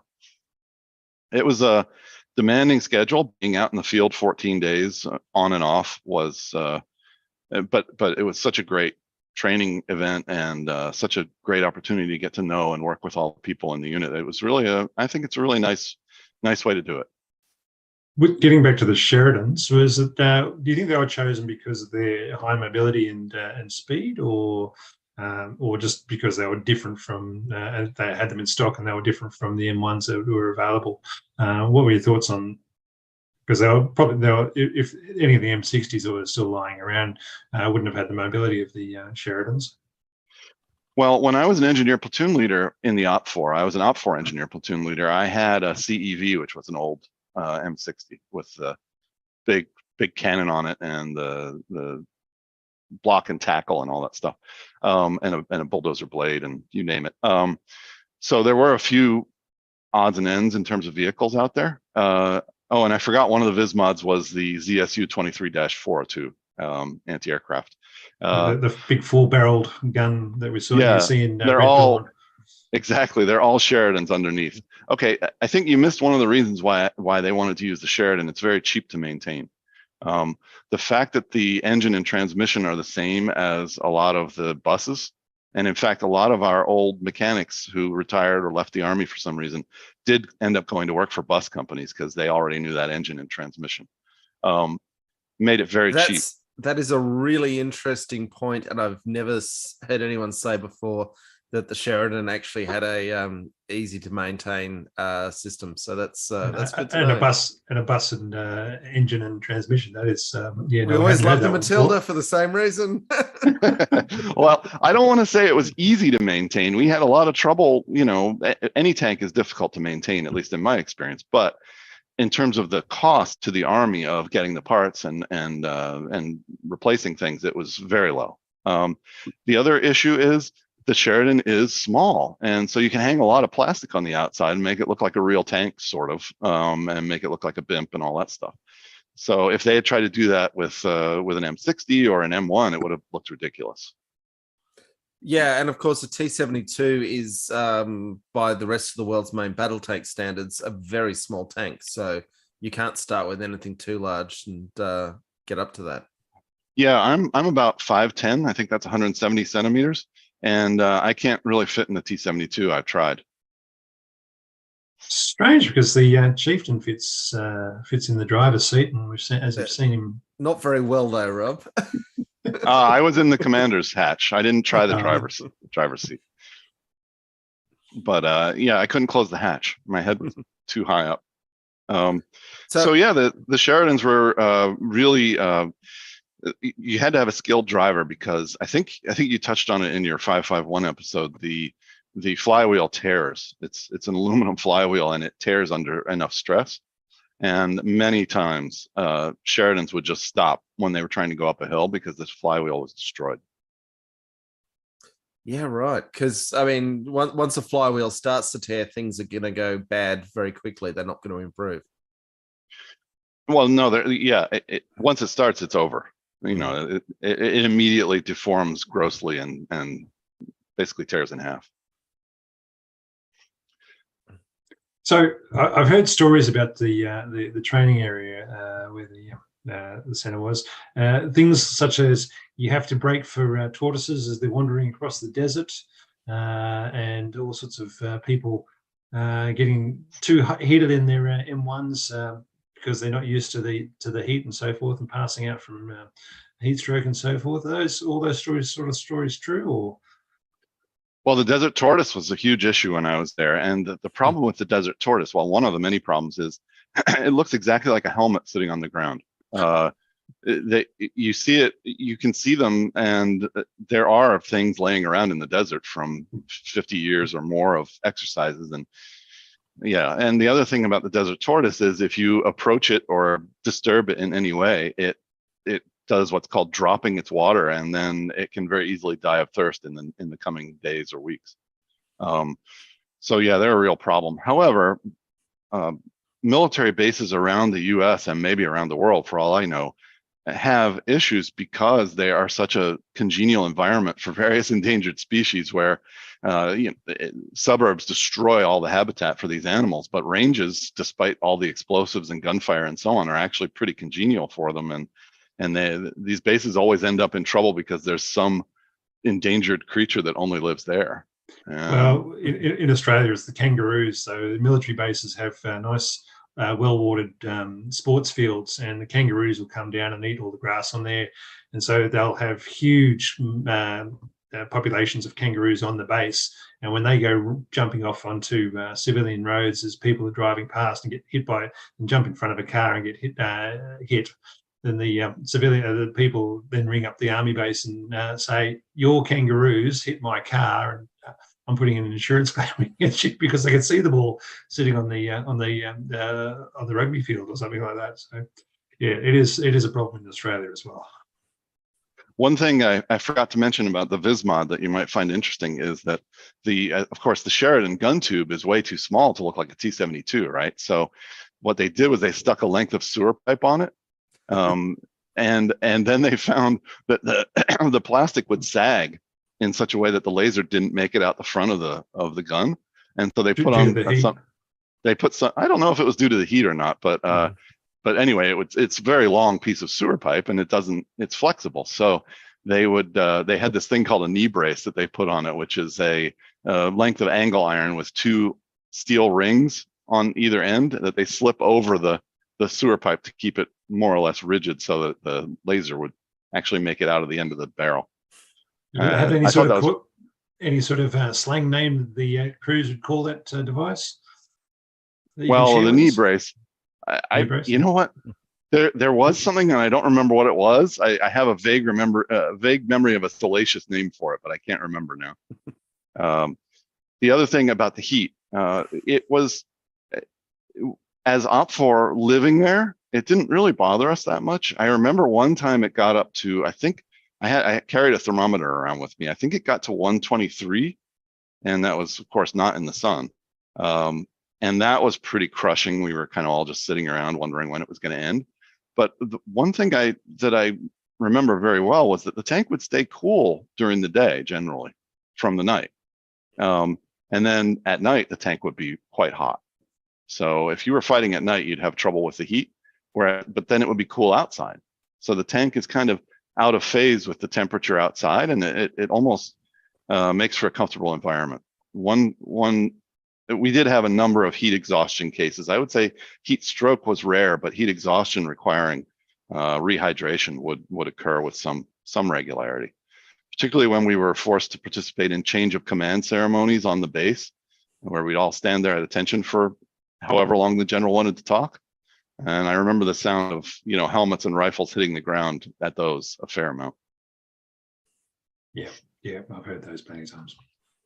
Yeah, look, Rob's actually been one of the ones standing at attention. I've been to enough parades watching people passing out, and I'm sure many of our audience can commiserate on that one. Steve, I tried to get an answer on this before, but was there anything that OPFOR sort of developed that gave you an advantage over? You're saying that you generally won the engagements with experience. And is there anything that inexperienced tankers do that you can take advantage of as a simulated tank ace? Oh, absolutely. Yeah, there's a lot of dumb stuff that Blue Force would repeatedly do. They were way too tentative. Like the name of the game, at least for us, was to just hurl ourselves at the enemy and just kill and keep killing till you got to the rear area or died yourself. Due to the doctrine, was that due to the doctrine you were employing, or was that just your experience and knowledge of what you were doing? Well, it starts out as a novice. It starts out as just the doctrine you were taught, and then as you experience it, and I've been in, well, I don't know, 500 or something large simulated tank battles. It just seems smart after a little while. You see how it works against the sort of more flexible, tentative American doctrine, and that may be terrain dictated. I mean, it was always fairly open terrain, so maybe those tactics are suited to that. I don't know, but it was obviously very successful. Now, one thing I do have to say though is the winning side of an NTC battle normally has less, 10% or less of its strength remaining. So these are always bloodbaths, and I guess that's more okay on the we were called Krasnovian, by the way. That was the name for Russian. That was one of the questions I was going to ask, is because in Australia at the time the opposition force was called the Missourians with an A rather than an I, and as the Soviet bloc, Eastern Bloc, large force, and so when people would run around as the opposition force, that's what they're called. So you were the Krasnovians. That's right. That's what we were, and then we developed other personalities. As a result of getting ready to face the Iraqis and other potential enemies. But But the Krasnovian is what I was pretty much the whole time. Do you have unit patches from those days as the simulated guards rifles? Yes, I do somewhere. We were at the time we were the 177th Heavy Armor Brigade, which included 3 battalions: the 163 Armor, the 152 Infantry, and the 177th Forward Support Battalion. And but we had Russian-ish uniforms as well that included a black beret and the whole getup. I think senior Army officers spend a lot of time thinking about what uniforms they'd like to see people wearing. And we had patches and everything for both sets of outfits. But now the unit has been reflagged as the 11th Armored Cavalry Regiment, which used to be the one in Fulda Gap, you may recall. But after the European heat was off to some extent, they reflagged the 177th Armor Brigade as the 11th ACR, and they're the OPFOR now. Yeah, I have all kinds of stuff. I have this helmet that I used to wear. This is a Miles device taped to it that's been there for 30 years now. So the Miles device, that's a receiver for incoming laser shots? Yeah, these think laser tag, but much heavier. Yeah. Yes. We actually got used to wearing very heavy helmets with all this equipment on them. And then there's a similar thing like this that goes on the tank itself. Big belts that go around the turret, and they can detect the laser. Actually, one time my crew and I were coming up a hill. It had a number associated, I think Hill 780 or something. Anyway, anybody who's been to the NTC knows this hill. And we were surprised by an A-10 on the other side of the hill, the aircraft, the Warhog. And his lights were blinking as he came up, and it killed the tank, the commander, the gunner, and the driver. And the gunner couldn't even see out of the tank at the time. So those lasers were flying all over the place. So we could each individually die as well as the tank could die. Okay, so the A10 had the Miles system on it, and it was okay. Wow. Okay. Yes, there were all kinds of vehicles with Miles systems on them. And one time, a fighter bomber was hazing us. Basically, we were sitting there dead. So when your tank dies, you just basically lay around on the deck and wait for the battle to end. And an A-10 flew right to us, and then turned 90 degrees up and cooked us with the jet. It was really shockingly hot. Oh, it was kind of scary a little bit, and then he was gone, so it didn't matter. But we felt kind of toasted. Wow, so it was close. Would have felt close enough to touch. I don't know. It was just very, very hot. I think my eyes were closed, and I didn't really see what was going on, but I really felt the blast of heat. It's a lot more than a hairdryer. Let's put it that way. Yeah, wow. Because I mean, I've had a F-18 go over me about 20 meters above, and it felt incredibly close, but I wasn't feeling the jet wash. So, wow. Okay. No, I've talked to pilots since then who flew at the NTC, and they said that they would do that on purpose. Yeah. Nice one. So, Steve, before we let you go, any last words of advice for aspiring tank commanders? Well, one time so the Sheridan cupola, commander's cupola and turret are electric, not hydraulic. I guess maybe because of the things you talked about in your 551 episode with the cherry spray or whatever it was called. Cherry pipping, yeah. There you go, cherry pipping, yeah. So one time the cupola control box actually started burning. And I was standing in the commander's hatch, and I said, "Oh, I think we might be on fire." And the gunner jumped out of his seat and climbed up my uniform to get out of the tank before me. So my message to aspiring tank commanders, at least in this instance, would be don't say anything if there's a fire. Just get out yourself. Or be big enough that they can't fit past you in the hatch. I think extremely good to know. I think on that note, we might let you go, Steve. That's hilarious. Well, it was really great to meet you guys, and I love the podcast. So keep up the good work. We appreciate it.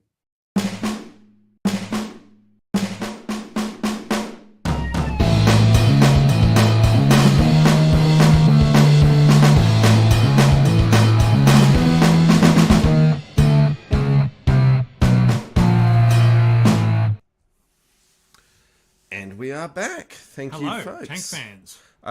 We gather from the comments that a lot of you who watched that were enjoying it, which is good. That was we really enjoyed interviewing Steve. That was pretty cool.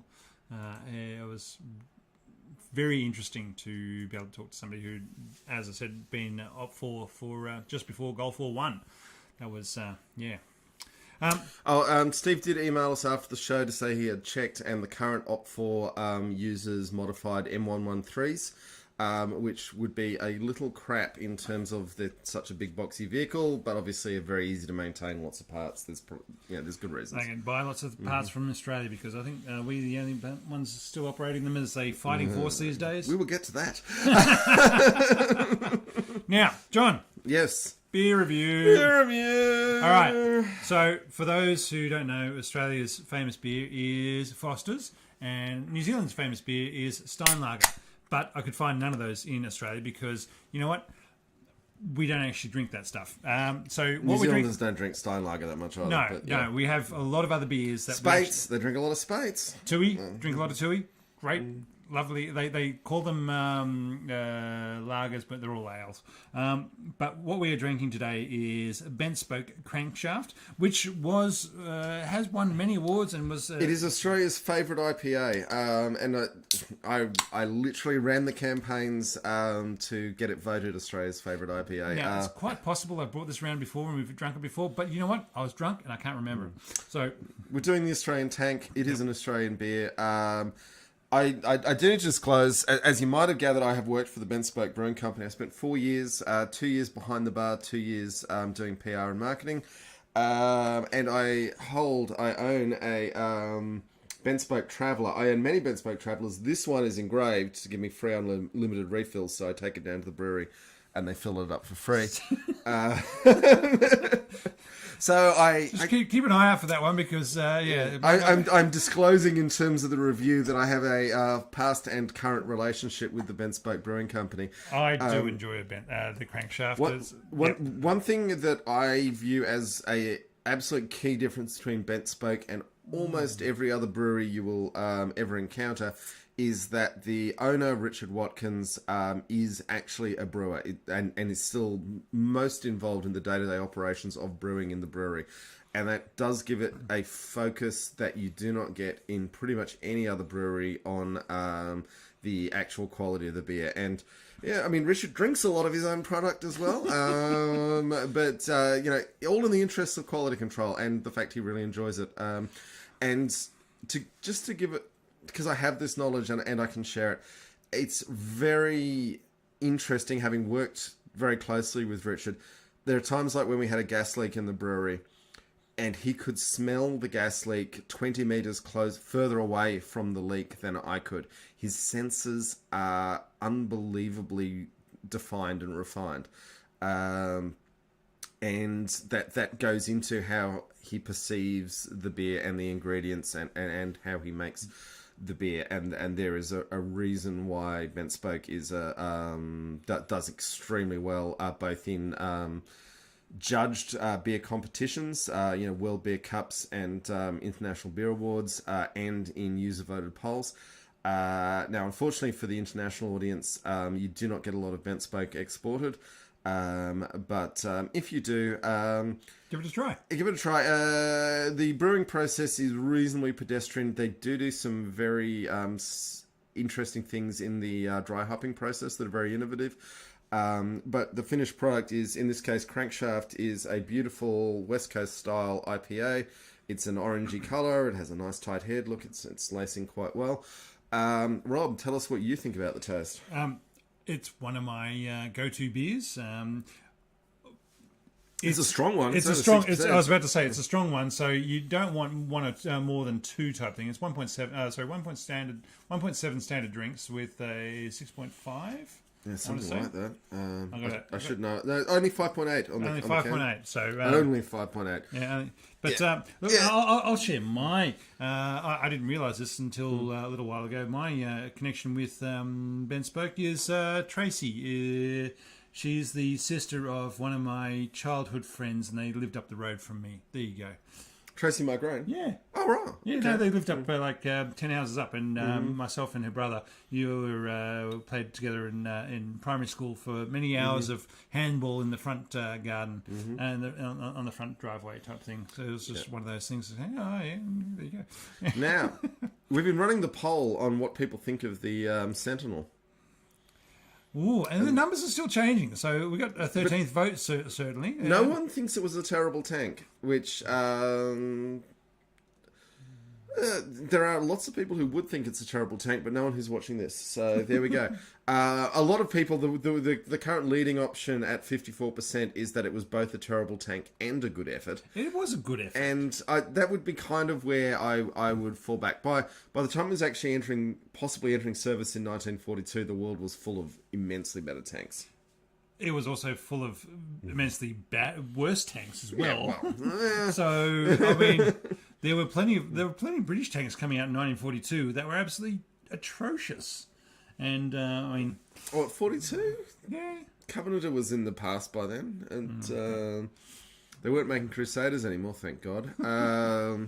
Yeah, anyway, okay, so that's that. I think the wisdom of... no. Yeah, see, I told you the votes are still going up. We've had another vote. Now it's neck and neck between a good effort and both. So thanks, folks. That's good. Now, so things we're going to discuss in this, hopefully not half of the show, maybe third of the show.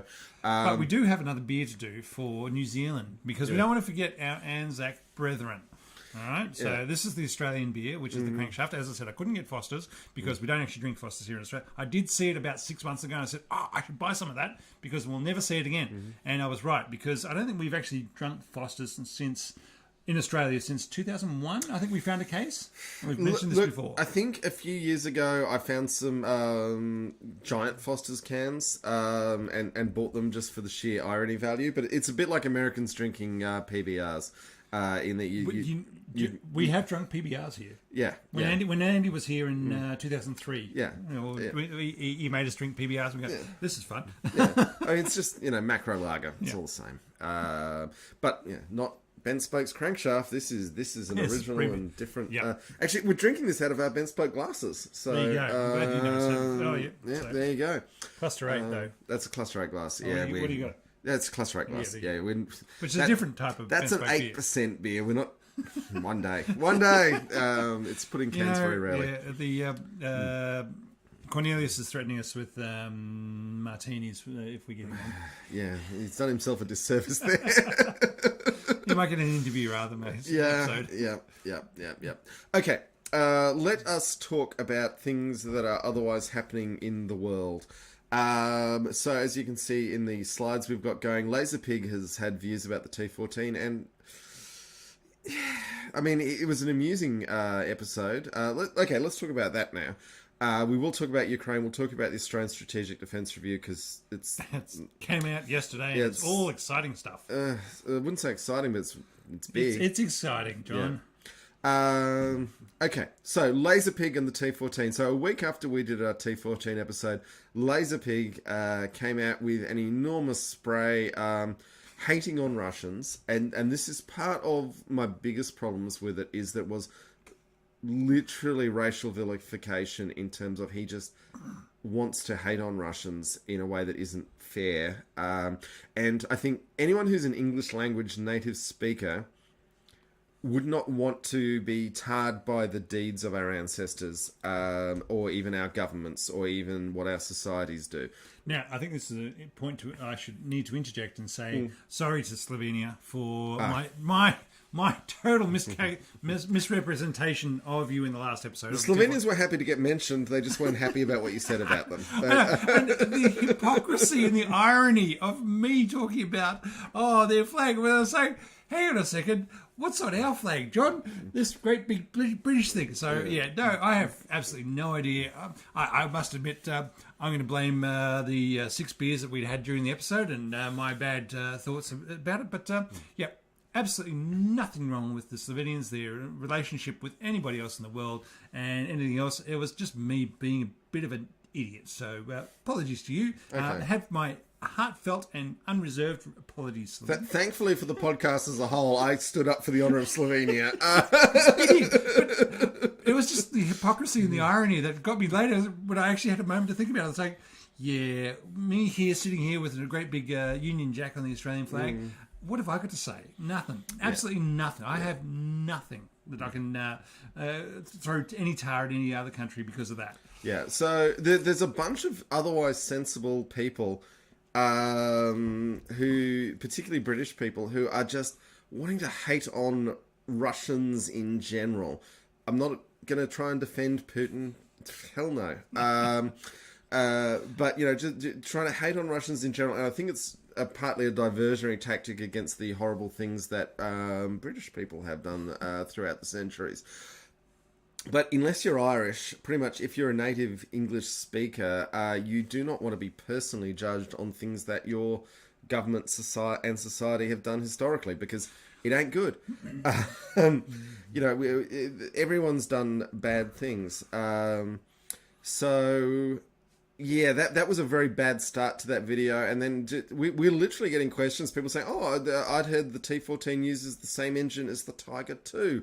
Which was Laserpig going off on a rant that because they have a X piston system, like literally, pistons get arrayed in V's or straight or W's sometimes, and the Tiger II used an X, and the Armada engine uses an X, that they're related, and that then they're not related in any way. And he said some very weird things about the rifled 120 gun on the Challenger being superior because of the rifling, and no, I mean, smoothbore guns have exceeded rifled guns for some time now, which is why the British are moving to a smoothbore gun in the Challenger 3. So Laserpig was badly off beam in his video, and Red Effects did a masterful video knocking down the things that Laserpig had done wrong. I'd still say, Laserpig, we have messaged you. We would love to interview you or have you in the show in any capacity you want. But, apparently you're a bit too big for us. So, hey, that's fine. Anyway, it's an interesting little YouTube fight that's going on, Laserpig versus others. And Red Effect is a YouTube channel there are people who I would want to be on really sure ground before I argue with them.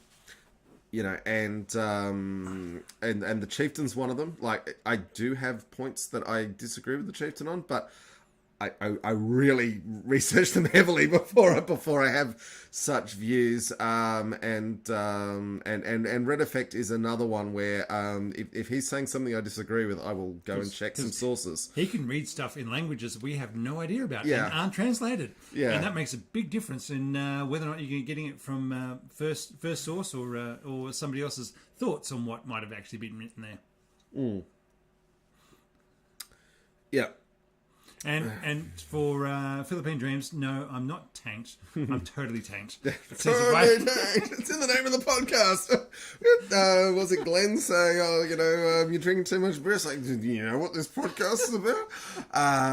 Anywho, so that's... The thing is, you can see it now that we're on YouTube, whereas before we weren't. The can rips were there. We were never leaving anyone in any doubt about what we're up to here.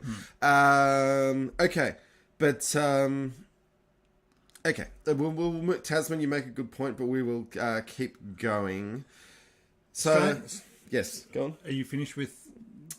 I think so. I mean, the T-14 was... we reached new audiences with our episode, and that's fine. Sorry, this was the big thing. I watched the Laserpig thing, and I was like, my God, he's got access to information that I've never had access to. And Laserpig does trail his code a lot that he's worked for some capacity in intelligence services. And he's done some very interesting stuff. But the stuff where I was like, wow, where is this source for this? It's mostly turned out that he was just saying things he'd heard at the pub with some other guys, as far as I can tell, and that turned out to not be completely true. And I like hearing things at the pub, but it does help to go and check the facts sometimes. Hey, I mean, we're drinking a lot of beer and talking about tanks. I'm not having too much of a go. Still love you, Laserpig. Want you on the show. Good stuff. Okay. Right. Australian Defence Strategy. New report came out, released to the world yesterday, just before Anzac Day, to say, you know what? tanks and armoured vehicles suck. Ships are where it's at. Missiles are where it's at. The army is gone. The army's gone. I suspect part of it is that the Australian Army's history of committing war crimes when deployed overseas recently might have made the government think that it isn't so keen on doing that sort of deployments. I disagree. It's just the. Sorry, we're talking about the Brereton Review. Feel free to look it up. This is not just me talking out of my ass. No, it's like and the only people getting prosecuted for it. Oh, sorry, there is one guy getting prosecuted for it, but mainly there's more coming. Yeah, but it's mainly the whistleblowers who are getting prosecuted for it. Anyway, it's a whole totally different.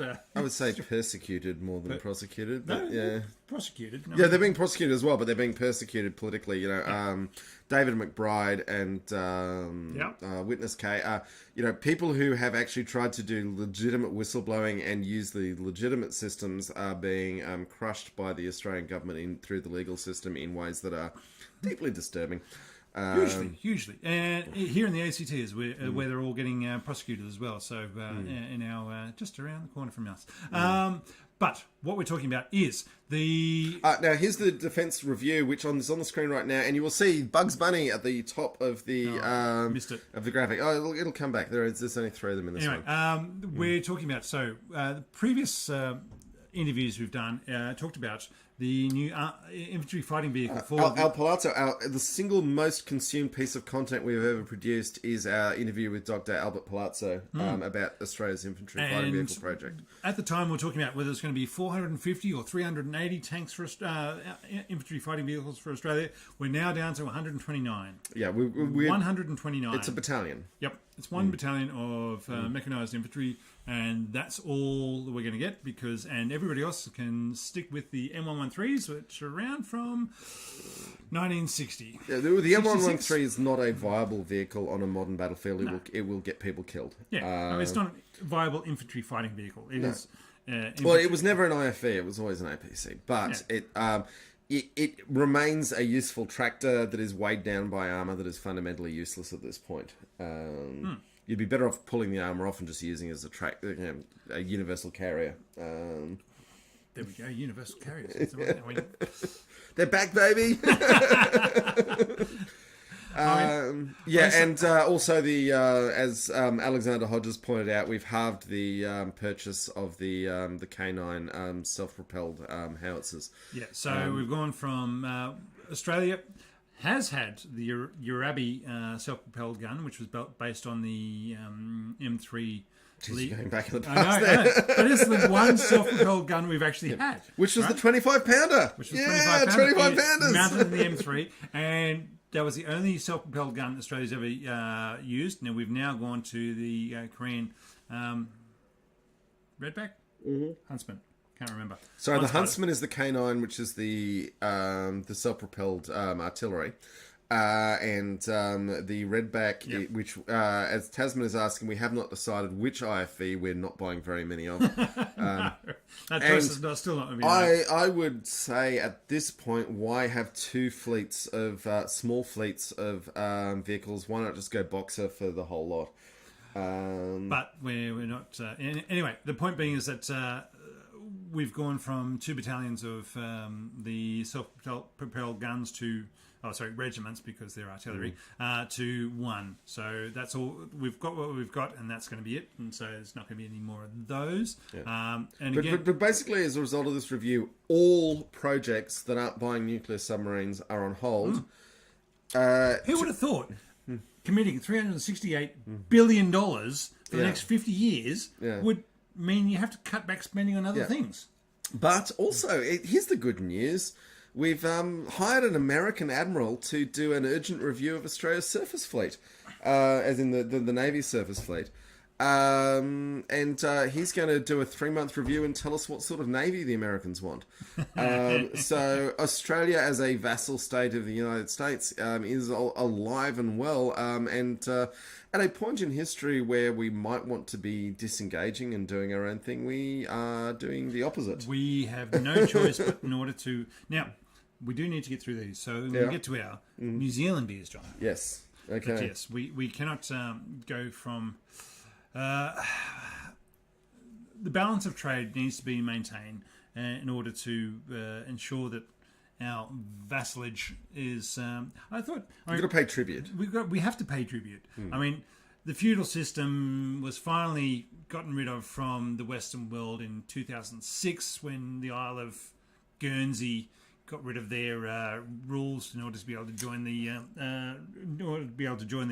I thought you were thinking more Treaty of Westphalia, but no, 2006 I think it was. Yeah, I mean, I could be wrong, but it was around then. Yeah. It was like vassalage. Yeah, anyway, so slavery's making a comeback, man. And it's not. You're not. If you're an illegal immigrant to the UK, you are not protected.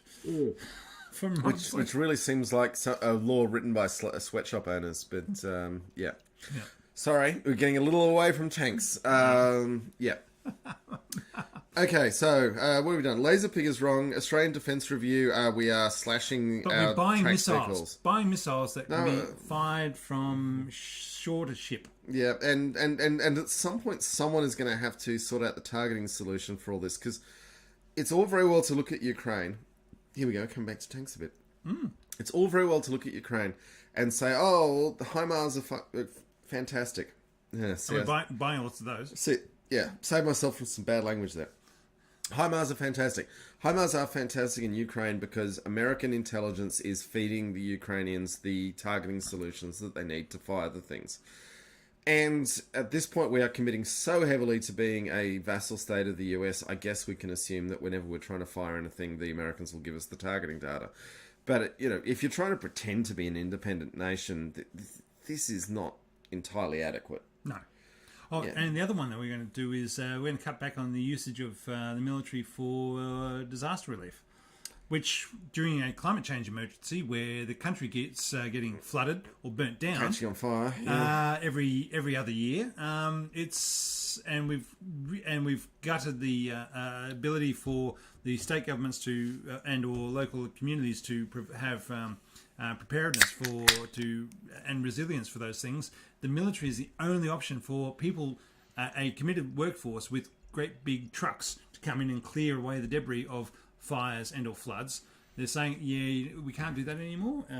That's going to be hard. Look, I do believe that the days when the army could be expected to be just a manpower resource are behind us, because armies these days are fundamentally made up of specialists who should be spending their time in simulators learning more and exciting ways to use their equipment rather than dragging dead cows out of creeks. So it's a case of what is an army for and why do you have an army standing around?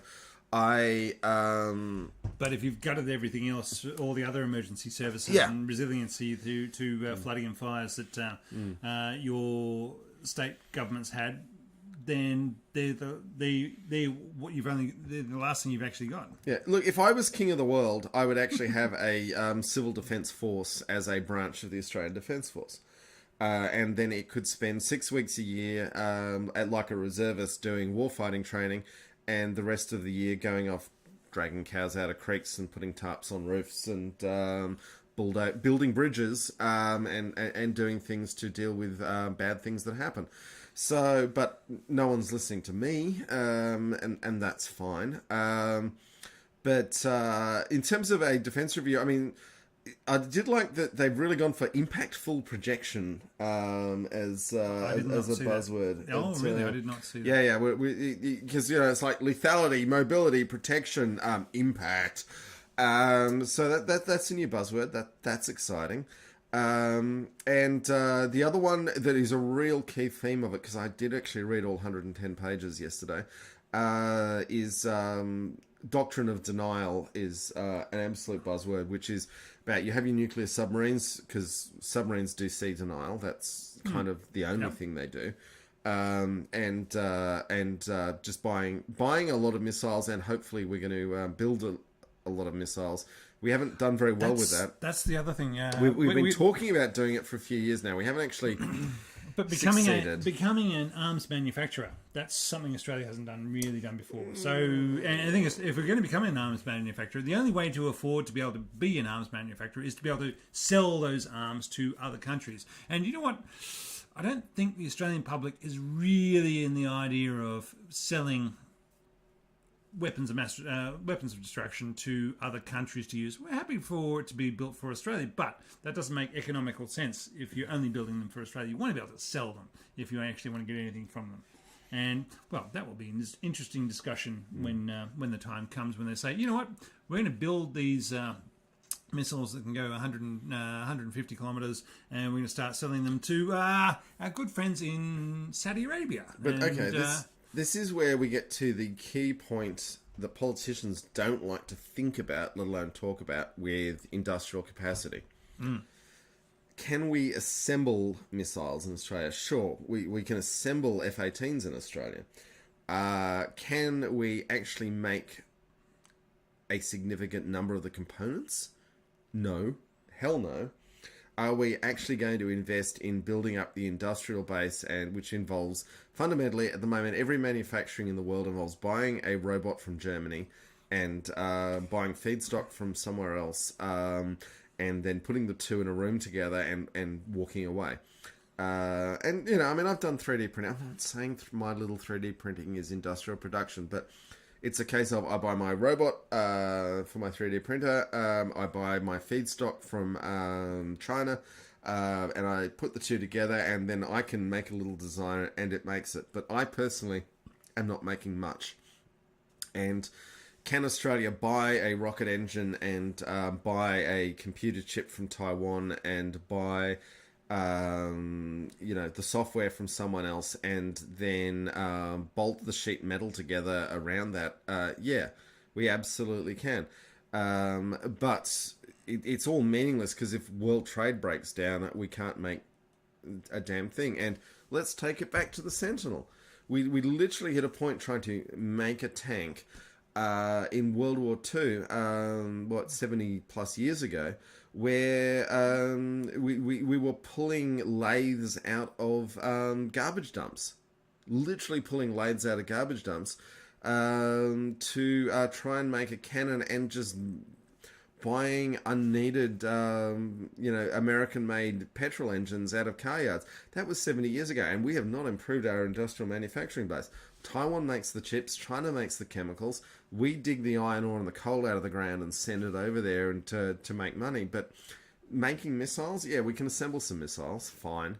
But if we actually get into a warfighting situation, we're not going to get the parts we need to make the missiles. And no one is talking about a plan to actually be self-sufficient in manufacturing. And to Australia's credit, post-World War II, we did actually do a lot of strategic assessment and a lot of building industries that we thought we needed. We still have a world-leading pharmaceutical industry because we said, hey, we need to be able to make morphine and penicillin. Out of that, some significant companies were built. But we also said we're going to build cars because cars give you the manufacturing industrial base to build other military equipment. Skilled workforce. Yeah, and I mean, Australian car making, yeah, there were some duds along the way, but Fisherman's Bed in Melbourne made some of the best small engines in the world for a very long time. And then, government said, oh, we don't like this unionised workforce, they're a bit bolshy, and so we're going to get rid of this and just buy the engines in. It's all very disappointing and upsetting, but if we were serious about things like shipbuilding, if we were serious about things like submarine building, or even building missiles, then we need to actually invest over a very long period of time in production capacity that no one's actually serious about. So now, yes. Settle that, and we're going to get to our next beer review. Ooh. So, for our New Did Zealand... anyone see my tongue stick out when I took my first sip of this a few minutes ago? I was like, ugh. This is not good, Rob. Hazy Pale Ale. As I said, I couldn't get a Steinlager. It's a skunt. It's a Chur beer. So we've had the Chur before. Chur is one of the best brews in New Zealand, and they're normally extremely good. And look, I chose something different because I thought, right, we've got an IPA. Brain smiles. We've got an IPA, so I'm going to go for a Hazy Pale Ale. It is a 5.4%, 500ml can. So it's 1.9 standard drinks. And life is short. Life is too short to be taken seriously all the time. Relax, have a laugh, and just enjoy good beer. But we're here to help. Seriously good beer, seriously fun beer, brought to you by a seriously awesome team. people who put some seriously silly things on a label. Cheers, Team Chair. Now, John, it has a bit of a distinct flavour to it. Tastes like ass. Not John's particular flavour, but as I said, we'd already had a chair. I'm not a huge fan of hazy pale ales. I know a lot of people are. As someone who brews my own beer, if it's hazy, I'm asking, what have I done wrong? What could I fix to make it less hazy in future? There's a distinct. The first taste on the tongue is fine. The aftertaste on the back of the palate goes, yeah, that was a bit strong. Look, some people like hazy pale ales, and I'm not going to take that away from them. You know, you're allowed your own preferences. They're probably different from mine. That's cool. But I mean, look, it's murky as hell. I mean, you cannot see through that. And I know that, okay, you know, the New England IPA and the hazy beer and the London Murk, and yeah, it's a fashion thing and a trend, but it doesn't look like good beer to me. And, so in New Zealand, this is what we think of the Bob Semple and the Schofield tank. We like the Rain Smiles Hazy Pale Ale. We are not a fan, even though it might get deployed somewhere else. Yeah. I'm not enjoying it. Sorry. I want to really go on the record here, though, that Chur do make a lot of sensational beer. This one, now here's a classic thing that working in a brewery, I've encountered people like, oh, this beer tastes bad, and I will say to them, the beer is not bad. It is not to your taste, and this beer is not to my taste. But I'm not saying the beer is bad, and I know that Chur Brewing are an excellent brewery. So let's be careful on that point. But yeah, I mean, it looks murky, it tastes murky. I'm not a fan. I'm probably not going to finish this glass, which, if you've been part of this podcast for a while, you know, whoa. Does not happen often. All right, thanks, folks. I think that's going to wrap us up. We're going to well over 2 hours now, so thank you for listening. Thank you for all your comments for the folks on the live stream. And the votes on the poll. We've ended up with from our 18 votes, we've ended up with 61% saying a good effort for the Sentinel, and 39% saying a terrible tank and a good effort all at the same time for both. So that's where people sit. I thought it was a good effort for the Sentinel because, look, for a country that did not have the capacity to be able to build these things prior to 1940, suddenly, 18 months later, they did. And I think that's a really good idea. Look, for a country that was literally pulling lathes out of garbage dumps to try and make this, it actually looks tank-like, and the protection was good. The mobility was poor. The firepower was adequate. In a way, it is astoundingly good considering what they were working with. But it's still limited. I would say considering this is a Monday night for most of the world. Monday morning for most of the world that we're talking to. This has been surprisingly successful stream, so thank you folks for watching us. And look, we will be back, and t-shirts are on redbubble.com. We are probably going to by the time most people see this, we'll drop the prices because Redbubble's basically not giving us any money anymore, so we're going to drop our profit margin off. And curse you, Redbubble, for ruining a good thing for everyone. But that does mean that you get cheaper T-shirts because we're not getting the money, but you can still get T-shirts. Yeah, and we like people repping our brand. And the other thing I would say is a couple of people have said, how do I get to be part of the live stream, the podcast audience? And you have to thank our patrons as well. Oh, shit. Yeah, we haven't done that. Damn it. There we go. We've got a ton of patrons at the moment, so this is amazing, Rob. Thank you for reminding me to do that. Jesus. Literally this week, Sheridan had spent all our money, and how are we going to pay for dinner? And Patreon was like, "Oh, you've got $100 in the account." I was like, "Tick!" There it was. Dinner arrived. Having said that, I'm not saying you guys Patreon accounts are paying for Sheridan's dinner because it's a small tank and she doesn't eat a lot. It's more that the expenses of the show are hosting fees and equipment purchases and things are all there.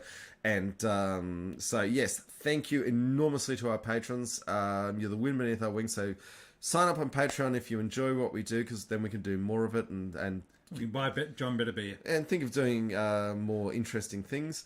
So that's good. Now, in terms of people who are listening on the podcast who want to know what the hell the stream's happening, check us out on YouTube, check us out on Facebook and Twitter, and then you will get the notifications for when the live streams are happening.